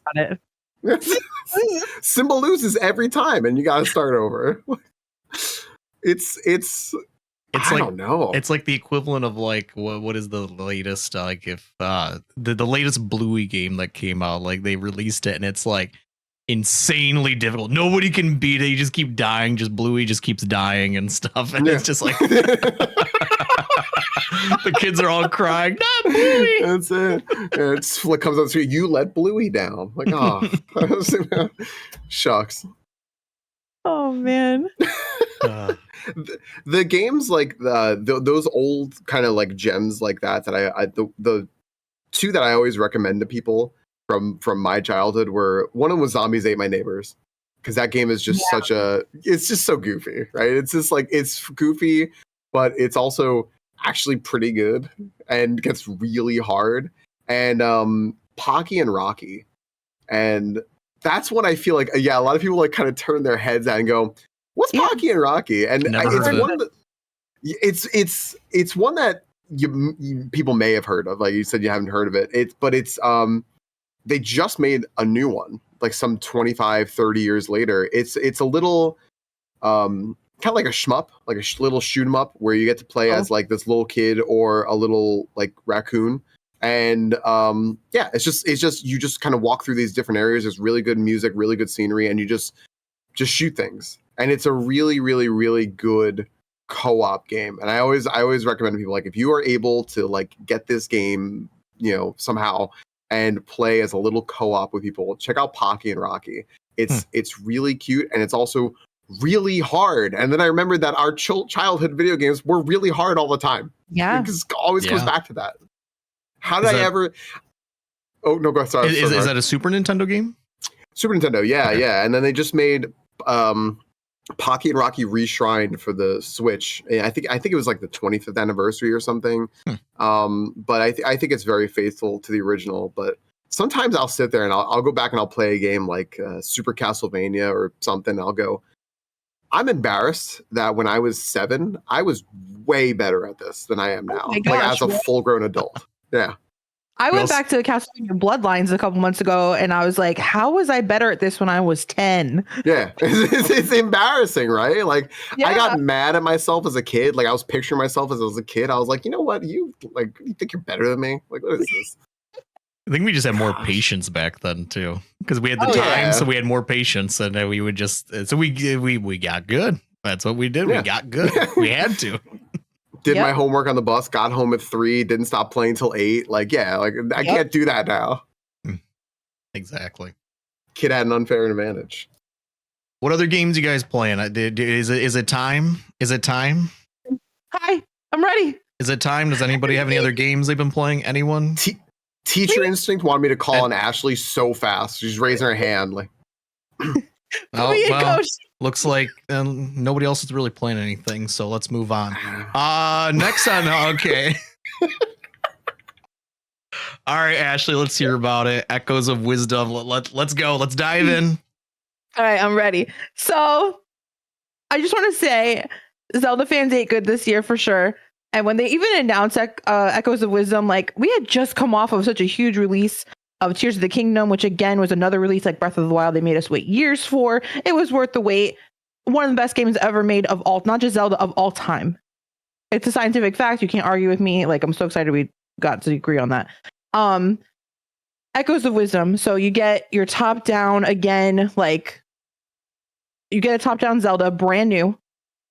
It's on the same like engine and developer as your Link's Awakening, which had the adorable art style. Absolutely love it. And you get to play as Zelda for the first time. Now, we're not going to do any spoilers or anything like that. I still have not beat the game. I'm almost there. But I was expecting it to be a lot shorter of a game. I did a 24-hour stream when it came out, and so I played it for 20 plus hours the first day that it was out. And I was like, dang, I know I'm not even close to being this game right now. And I was still playing it. Like I've only had a couple of opportunities on stream to play it, but I'm assuming I'm going to be done with it in the next day or so, probably between Sunday and maybe Tuesday. But it has been such a joy to play. In my honest opinion, it's a tough game to stream because it's very puzzly. And if you're not somebody who wants spoilers or hints or help or things like that, it's really hard for viewers to not chime in and help, especially if they're ahead of you and stuff like that. They always want to they get frustrated watching you mess up so many times. And I was talking to a mod of mine, and she was saying, for me, it's different because if I'm on a puzzle, I can sleep on it and come back to it the next day and do what I need to do. But you're live in front of everybody, trying to figure it out. And it's not like you can just go elsewhere. It's linear for the most part, and you need to do what you need to do. Mm-hmm. And there's no right answer for anything. There's no right answer. There's just so many things you can do. So my favorite thing actually has been, after I figure something out, to say to the chat, how did you do it? How did you guys do it? And then we can compare. It's totally the way. Yep. Compare notes, see how they did things and how it was different. But it's interesting because I've never seen two people do anything the same way in this game. It's like Tears of the Kingdom had such elements of this too, where you could kind of create things and fuse things and use all different ascensions and all the different abilities that you had. This is so much more open.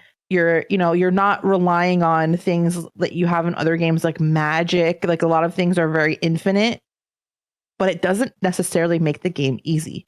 You would think that it would, but sometimes you're so overwhelmed with options that you overcomplicate something that should have been the easiest thing. Fun factor for me, 10 out of 10. I haven't beat the game yet, but for me, overall score, 9.5. And the only reason I take off 0.5 is because there is so much dialogue in this game. It is nonstop. And you know what? The cutscenes are fine. The cutscenes are whimsical and they're adorable, and I love them. I love the battle mechanics. I love the map. I love everything about this game, the way you get health, everything. But there is so much dialogue. Again, it's tough thing to stream because you're reading it all out loud. There's no voice acting pretty much. And you're reading everything. So it takes a while, but I feel like it was a lot of filler talk in there, but there's a lot of lore. And, everyone's like, where is it going to be on the timeline? Where is it on the timeline? I have opinions on it, but I'll wait a little bit to say because I want people to be able to play it and stuff like that. But for me, I'm not done yet, but it has been fantastic. Great dungeons, great bosses. And people were calling it IKEA Maker because all I saw was Zelda with her bed and the tables and stuff. Because this is common knowledge; it's been in every trailer. But it's so much more than that. I couldn't recommend it more, and I know Falcon's been playing it too. Oh yeah. I have to. I cannot wait till you finish it so we can kind of dish about this game because I loved playing it. I managed to beat it last week, I think. Was it last week? Yeah, I think I beat it last week. And when you went into it with that 24-hour stream, we both started the midnight release, right? Yep. And I was kind of with you. I was like, oh yeah, I hope. I kind of hope. This is one time I'll ever say I hope Ashley's disappointed here. I hope that she manages to be disappointed that she can't finish it in one stream because I want this game to be really long. Right. But I expected it to be kind of okay, here's Zelda's protagonist kind of coming out party. Here it is. Here she goes. It's gonna be kind of a cute game. I think even Link's Awakening was 12, 14 hours or something, mm-hmm. right? So it'll probably be something around that. Yeah, it's a short game, you know, and even though they redid it and added stuff to it, still pretty short. And then I played it and I was not expecting when I was expecting to make comparisons to the game, I was expecting to make comparisons to something like Link's Awakening, Link to the Past, a 2D Zelda game. But the first place my mind goes is what you mentioned with Tears of the Kingdom. And I said, so take Tears of the Kingdom and then pick your favorite 2D Zelda game and then bring them together. And that's what this is. And for me, I said after playing it, I'm with you on that. It's like echoes of the person who's still yapping in that building that I left 20 minutes ago because they won't stop. They will not stop talking. But like, I guess you're right. It's hard not to criticize them for that. I guess if I do remove that, because there is really good lore in the game. Yes, that's really fun and cool, and it's really nice how they manage the nostalgia, because that's a very Nintendo Magic sparkly kind of thing, and also new stuff as well to make it its own game. There's a lot of dialogue and essaying, but I said, I'm like, flat out, I'm gonna be off my normal grumpus self here and say I'm a 10 out of 10 this game, because I went in with an expectation that was probably too high, because I was like, I really hope this is a good game. Like I shouldn't set my sights too high, but I really hope this is good. And then it just blew it away. And it was just so good. And my biggest thing I can say is, and I'm totally avoiding spoilers here, is just we know that there are dungeons in the game, and dungeons in Zelda games can sometimes be a chore. And you're like, oh, I got to a dungeon. All right, let me like schlep around this dungeon now and do this dungeon and this. I got excited for the dungeons. I was like, what's the music going to be like? What are the puzzles going to be like? Like it was. I was blown away. And I think it's a game like Breath of the Wild where like, okay, now we've established this formula, because Breath of the Wild was cool. And at the time I'm like, yo, this is the best game ever. And then Tears of the Kingdom came out. I'm like, now this is the best game ever. Like I'm excited for the next, whatever they do with Echoes of Wisdom. I hope they do something, because they have a formula now built. So I agree. Awesome game. There's Are we done with Echoes of Wisdom? Yeah. I want to talk about it forever, but I'm sitting here like vibrating. Like I'm still playing it, by the way, offline. Like every night, I'm still picking it up, like trying to, because apparently I was so much farther away from 100% than I thought I was. So I'm still playing it. I'll start as soon as I beat it on the stream. I plan to start a new file in 100% and offline. Yeah, it's that good. Okay, now we're done. There's actually two games I do that I actually do want to mention. One of them is something that I've been playing offline a bit. Is called, you may have heard of this. It kind of made its way around on Twitch several months ago, maybe to a degree. It's called Mini Shoot Adventures. I don't know if you guys have either of you heard of that. Okay, no. It's a Steam game. It's a top down, where you are this little spaceship and you're going around. You're basically like hovering like right above ground, and you're flying around and stuff like that. It's a kind of it's a bullet hell where it's twin stick shooter bullet hell. You move with your left and you point with the right, and it fires the weapons. The thing though is that it's also a Zelda clone. Top down mini shoot adventure. It's a bullet hell. It's like almost like if Enter the Gungeon met Zelda to a degree. Whoa. And it is actually very well done. You get little extra things that can upgrade your little ship after a while. Eventually you get like 2 beams that you can shoot out. You get an extra little boost, and there's like little ramps you got to jump, and you're like unveiling new dungeons. You go into the dungeon, there's boss fights, there's puzzles you got to figure out and everything. But you're just like this little spaceship, just like dooting around, and it's actually really good. I recommend it to anybody who at this point, anybody who likes Zelda, or if you like bullet hells. Like the level does get very hellish when it comes to bullets. I will say, like, they are coming, and it can be hard to weave in and out and stuff, but it's so far it's very good. I've beaten a number of dungeons and I am quite enjoying that. That was my airplane game while I was traveling to New York. I've been playing Halls of Torment offline. Like I just got into like Vampire Survivors, all those like types of game, right? I have Dungeon 2. So you just like you just activated something in my brain that goes, I need to go check this out later. You do. That Yeah. sounds. I think it'd be right up your alley, absolutely. Especially if you like the vampire survivor. What do they call those? Like survive? What's that category even called? Is it just survivor? Well, that's not that survivor's already a category. I don't know. Yeah, I have no idea. I was trying to think of that the other day. I just kept calling it vampire survivors like. You know, just if you throw like at the end of anything, Survivor like, maybe. It works. Yeah, maybe you that's made a category. maybe that's the best way. Yeah. I highly recommend it. Called Mini Shoot Adventures. I believe it's only available on PC. But I had my Steam Deck with me when I was traveling. It was a great travel game. There's still a lot, and like I'm looking, and the map just keeps getting bigger. So it is quite the adventure. It's I recommend it. The other game that I would be it would be bad if I didn't mention this game would be Astrobot. I knew that was coming.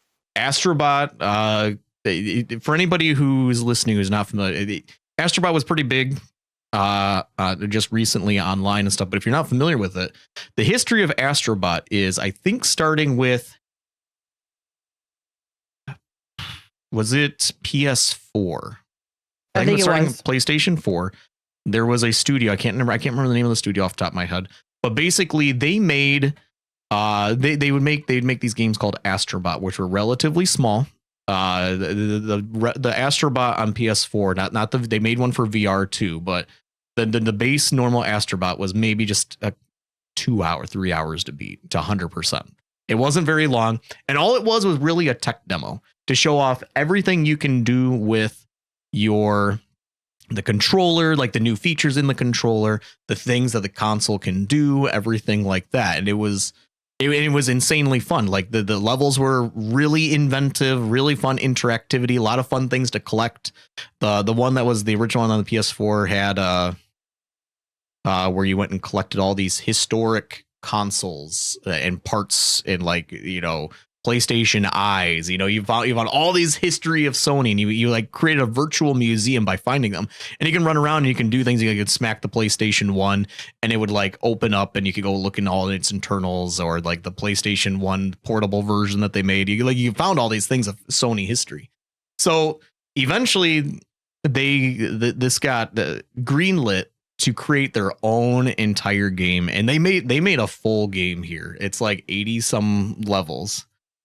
So many collectibles, but it's like this ode to PlayStation that's never existed. I feel like you always hear about these things like Nintendo, like they come out with these games that it's like this ode to like something with Nintendo or something, like all these cool callbacks. You think of like Smash Brothers, like all the trophies you can get that reference games that are like, I don't even know this game, you know, or it's like I forgot about this game entirely.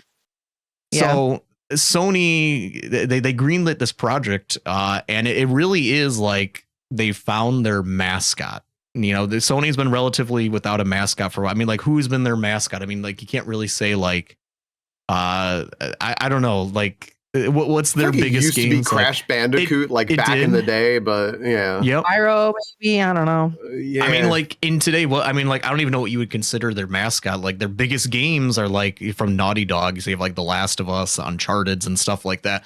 But they're not mascot people. They're not like these, like, you see this person, you know, everybody knows who Crash Bandicoot, everyone knows who Sonic was, everyone knew who Mario was. I feel like they might be carving out Astrobot to be this person at some point. You know, that you start being like, hey, that's a PlayStation game. But this game, it's like there's so much attention to detail. Like, it's one of the best platformers I have ever played. And I've played a ton of platformers. You know, most mainline Mario's. I played the Crash Bandicoots. I've played, like, you know, all the big platformers that are out there, 3D especially. And a lot of those pale compared to this. Like, this is on the level of like playing like Mario Odyssey, in my opinion. Like, it is very good. Of course, you have to have a PlayStation 5. It's completely exclusive to the console. I don't even know if they could make it on PC because there's so many things that are dedicated to the DualSense controller that I don't know if the PC can emulate some of those things that it has to do. But it's exclusive to PS5, but it is just like this love letter to PlayStation and its history of characters, of just such little details that you come across. It's like, oh man, like there's so many characters I don't even know who they are in it. Yeah. But I always hear people like, you know, they're so excited about, oh, they included this person, they included this person. But the platforming is so tight. One time you'll be running on little glass, and like just the little tinking of your little feet touching the glass and stuff. Like there's such good detail. The vibrations in the controller are perfect the entire way. It probably is. It's got to be up there with like Mario Odyssey as far as 3D platforming goes. I feel like I've heard a lot of people say similar statements to that too. So I don't think it's just me. Everybody who's played it says it's a joy. I've never heard a bad word about it. Yeah, it was fun to watch. It made me want to. I want a PS5 just to play the game. Yeah, same.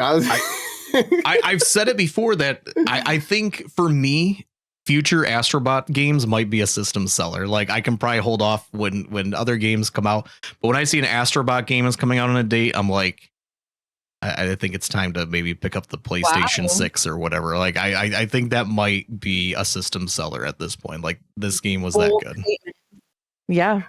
I've become I've realized that as I get older, I'm being more scrutinizing about games down to like the company that makes the game, right? And I had heard a little bit about like the development of Astrobot, so I'm really glad you mentioned it there, because I heard that it was just sort of like this idea that they ended up kind of falling in love with and being like, hey, make a full game out of this. And then just watching like folks like you play the game, I go, wow, this is actually, it's very clear that there is effort put into this game, right? Because if you're investing into a game now, like there's so many games out there. If you are investing into a game, you want to know that as much was invested into that game, and it wasn't just like, you know, like Ubisoft churned out or Activision, like, oh, here's another Call of Duty, you know, it's the same thing with a new number on it, or Madden and all that, right? Like I want to know that they cared when they made this game. And because everything has to be about Zelda, that's what they did with Echoes of Wisdom. Right. Right. Sorry, the conversation wasn't done before. Echoes of Wisdom is amazing. Absolutely game of the year. We're bringing it back, baby. No, I love that though. It'll rival Astrobot for game of the year, but yeah, Wisdom game of the year. But gamers eating good, right? 2024, not bad. Gamers are eating good, absolutely. There's been a lot of good releases lately. Absolutely. Yeah. Absolutely. I think that's going to do it for us on the gaming section. Why don't we start moving into our final kind of a little bit of roundtable, a little bit of self promos of where you can find us and stuff like that. Ashley, you want to kick us off? Is there anything you wanted to add podcast today that maybe we didn't get to or something? Yeah, I want to really quickly, before we end, talk about October gaming, because it is just the best time on Twitch, is it not?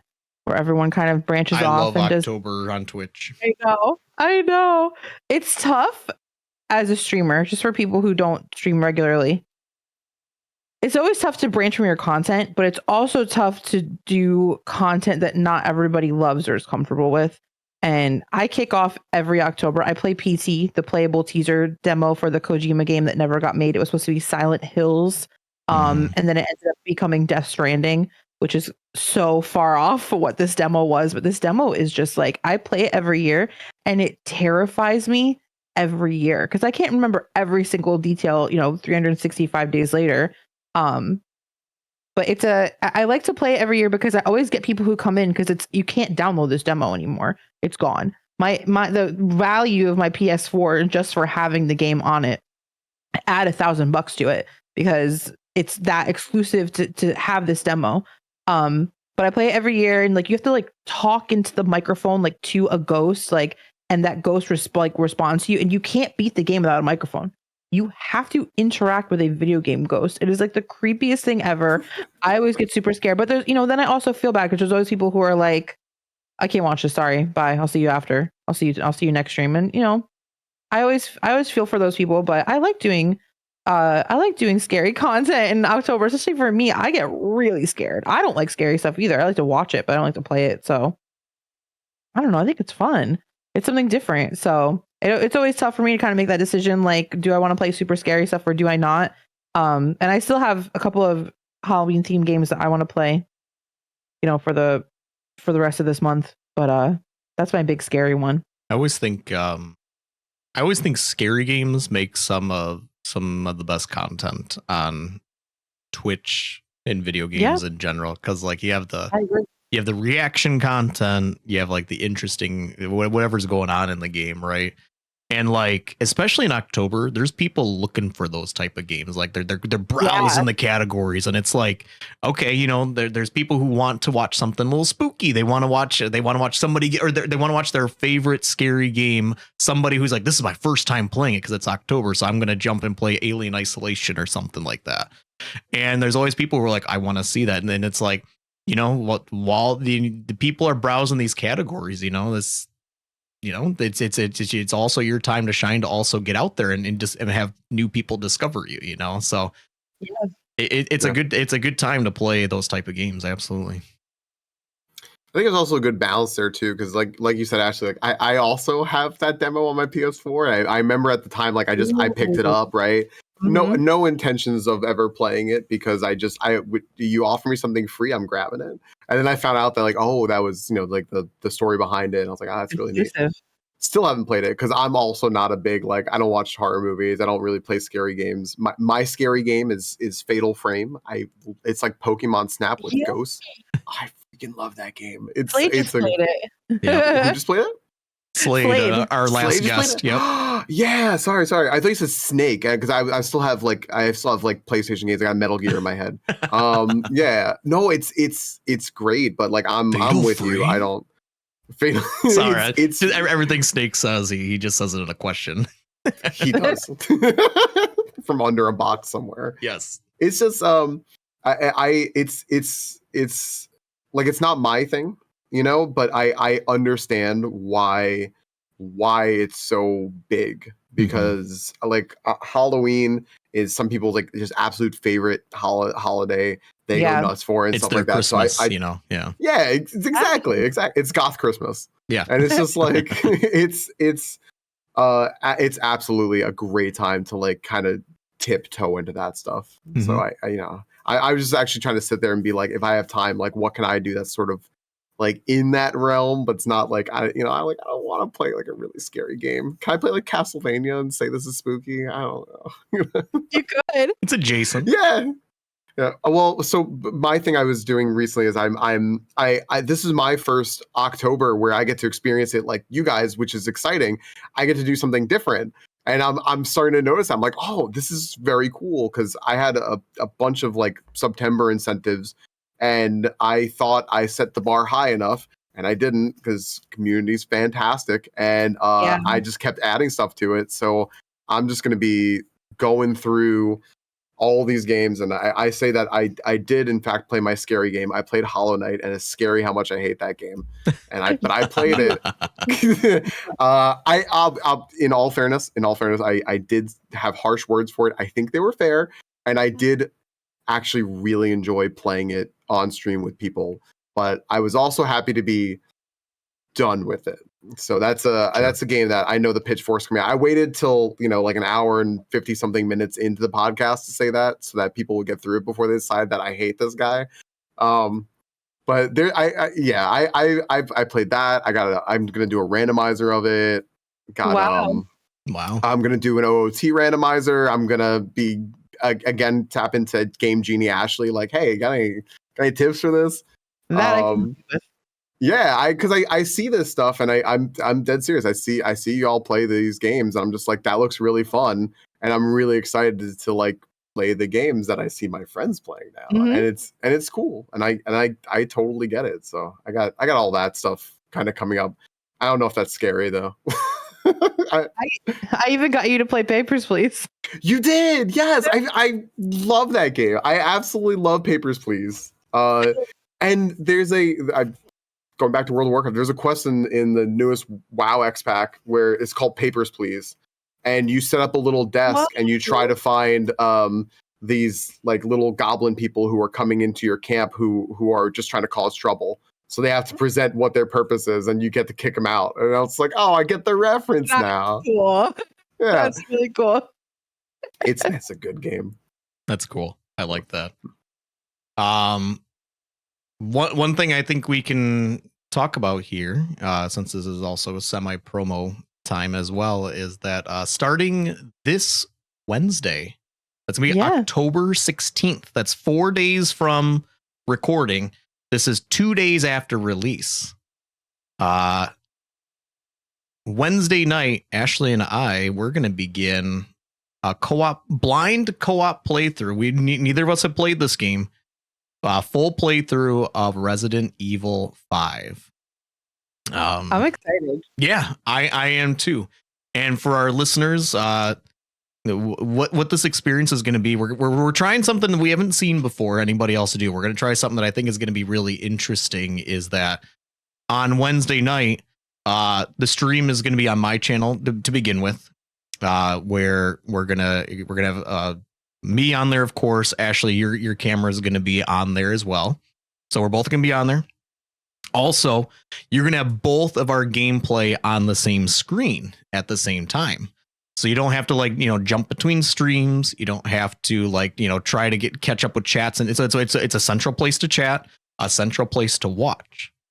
And then we're going to play the game and we're going to end it wherever it makes sense that night. And then on Thursday, the very next day, we're going to do the same thing just over in Ashley's channel. We're going to go back and forth until we finish the game. 3, maybe 4. I'm thinking 3 streams though. I don't know, but we're going to go back and forth. So this is something new for us. And I think new that people don't do. Like you see things where people bring, we're doing it here on the podcast here. We have different cameras on here. But I think the new element that people are going to like is seeing both of our perspectives on the same screen. You don't have to, whether you're on mobile, because mobile can never do, the duplicate. You could see 2 streams at once or anything like that. So we're going to try this out. I think I'm super excited to play the game. I know, Ashley, you're super excited. This is going to be really fun. We mostly you put a lot of work into the layout and how we're doing things. And listen, I'm not going to pretend like I know how all the things that Pancho Taco does work.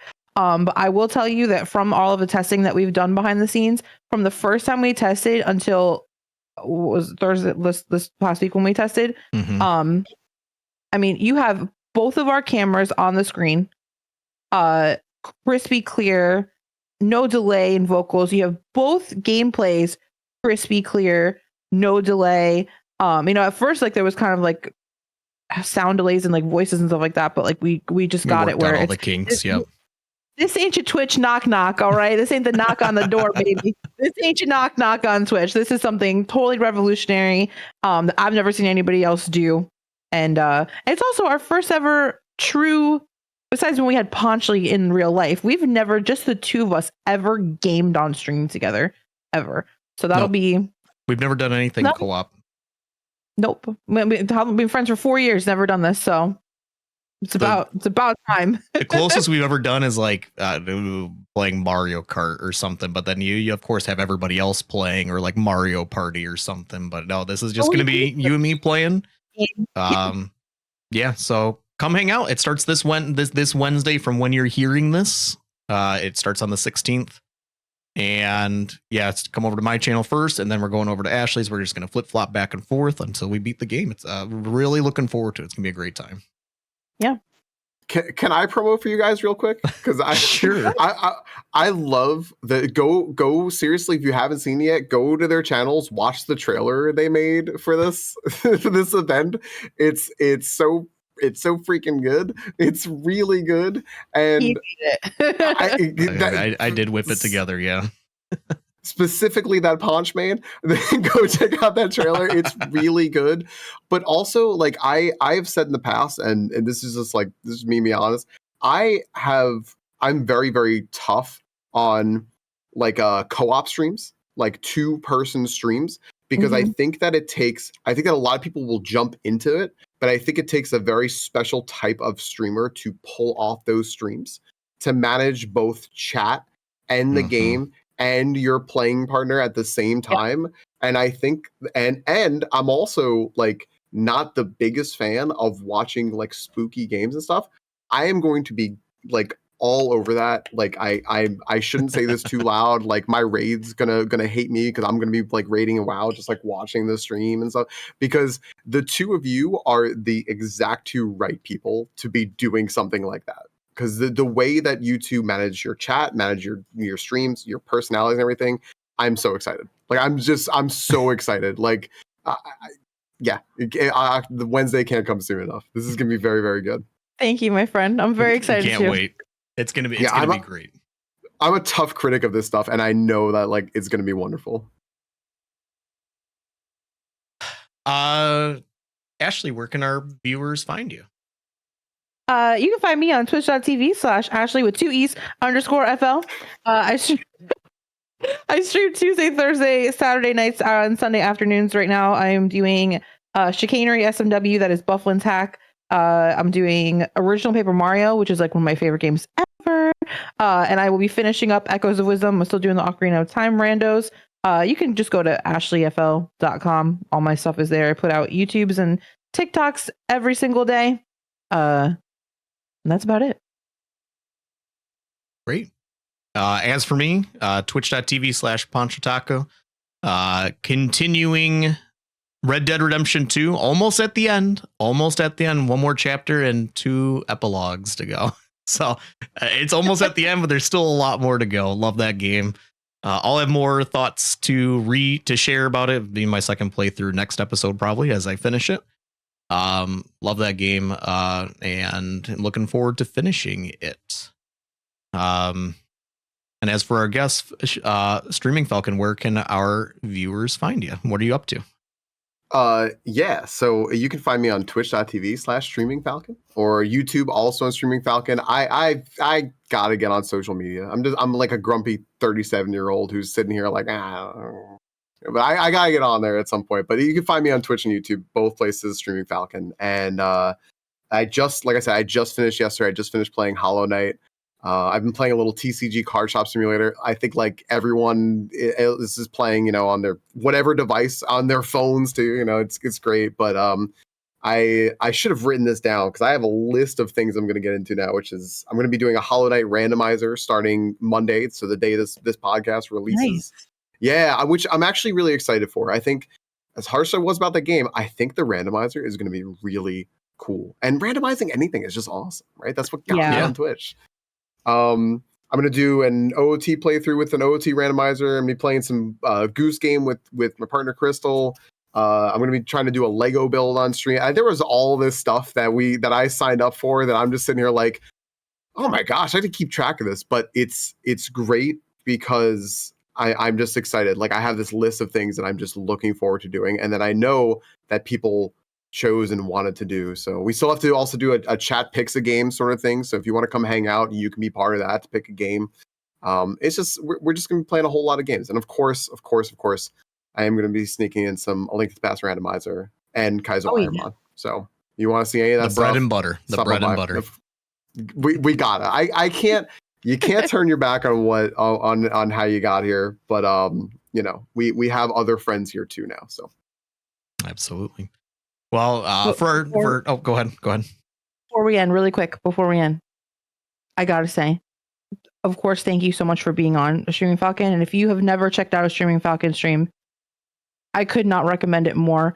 He is just such a positive and chat interactive streamer. The community will welcome you with open arms. It is unlike so many streams I've ever been to. It's such a community feel. Tons of amazing. I mean, Falcon just crushes every game that he touches. I'm not even just saying that. But he's an amazing person, and the community is just as wonderful. I guarantee you a good time. Get yourself over there. That's really sweet. I'm getting verklempt. I'm a little teary. Thank you, Ashley. Thank you. And thank you. I seriously thank you both for having me. This is so fun. I'm actually like, I'm sad because I'm looking like, oh, it's over. This has been great. It goes by fast, doesn't it? It goes by 2 hours goes by fast. This has been wonderful. Thank you so much. Yes, thank you for coming on. It has been an absolute joy having you on here. Anytime. That's going to be it for us. This has been episode 26. Thank you all for tuning in. We'll catch you next month. Adios, everybody. Have a good month. We'll see you in our streams. Bye-bye. Bye, guys. Arcade Parlor. Yeah.